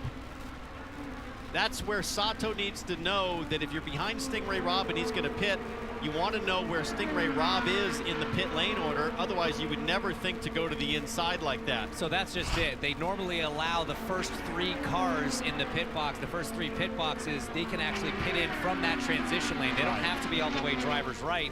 So then, again, to your point, that's where your team of spotters have to come with you and say, hey, look, that's the 51 in front of you. He's in that first 3 boxes. Also a lesson for rookie Stingray Robb. Hey, when you're pitting, go driver's left. Yeah, really is a big warning as they come through. Wonder how many accidents we'll see down pit road. There's usually 1 or 2 we get to see throughout the Indy 500 week. As the action continues to rise up as we head down the straightaway. 6 minutes to go of the session. Sato, Dixon, Power, Palou, Kirkwood. Time's almost irrelevant in this session. It's all about who's looking fantastic. Sounds busy in the com box. You know what? I'll join you guys if the race gets a little boring. So, well, you're more than welcome to hop in. Camera off. It's a new feature. We can have all the commentators in as well and have the ones who are scheduled to do that session. But you can still come in and watch the TV pictures. Since no worries at all. I hope that's what Adam's going to do as well, because it's all going to be a bit of a mess in the 500. Many people as possible. Many people to come on. Many people. Monaco is going to be fun. Yes, Megan's back with us this weekend for the Monaco Grand Prix and the Indy 500 on Sunday. And fingers crossed, Ian Birch will be with us in the race as well. I'm really hoping he's here. As that's Pato walking around the pit lane, nearly hitting Alex Palou in the front. And I think that was with David Malukas as well, yeah. So we're all getting a little bit of a rude warning as to what's going to happen. Are we all thinking Alex Palou can take the win from pole position? Is that something? Become the first ever Spaniard to win the 500? What do you think, Josh? Possible. Omi? It is absolutely possible. He looks strong, so I wouldn't see why not. Fingers are going to really be interesting in this one. At least everyone. What's everyone having for dinner tonight? I'm not having lasagna now. I've got a burger that's in a packet. The height of not looking good on food. But yeah, what are you looking forward to? Well, just in our transition while we were having a few tech problems between F1 and IndyCar here, shepherd's pie. Oh, I do love a good shepherd's pie. I make a very good shepherd's pie. What are you having, Omi? I think I'm having roast chicken and potatoes, actually. Oh, that's it. I'm coming around for both of yours for dinner. That sounds better than my packet burger. Although I've got some rosemary fries as well, so that's going to be quite nice. Stands across from pits and behind pits, packed like it's race day. Ult damage for Vinok as well. Vinok spun and hit the wall. Damage for Volkov, who spans 10 forward, still in first. That's it with the... Are you able to watch the practice session, Synth, on F1 TV? Are you able to watch? Because for us, me and Omi can't watch any of the practice or qualifying sessions at all. So we're going into the race completely blind. We're having to read reports and everything. So, yes, Porsche Supercup quality is going on. Are you watching it, though, on F1 TV? Oh, Omi, we need F1 TV. Yes, F1 TV Pro can watch support series. Well, yeah. We need it. Okay, that's fun. Me and Omi are literally going into the race blind as Rossi. Whoa! Rossi almost losing it into the pit lane there, getting it all out of shape at the back and locking up the rear tyres. He didn't make speed limit there, so he's speeding in the pit lane. I definitely do a lot of research before it, though. Yeah. I definitely do a lot of looking at the drivers and stuff. So, yeah, but it would have been helpful because I was planning to just watch the qualifying at least to get used to some of the drivers and stuff. Yeah, because if practice or qualifying were there, we would have broadcasted. But Sky only show Sky and Eurosport only show the races. So that's disappointing. There's Rossi almost hitting the back there, just coming into pit lane. Very close stuff. What do you reckon of that, Omi, as well? Just locked up the rear brakes. Oof. I've never seen a rear I didn't even get to really see it. Oh, right. There we go. Yeah, just a bit of a move and having to stamp on those brakes. Just a rear lock as well. You never see those these days. As they fly through. See guys from the speedway will check in periodically for chambers. Enjoy it! Oh look, finally our IndyCar thing goes off. That's always fun. Yeah, Visor is streaming our TV pictures by now.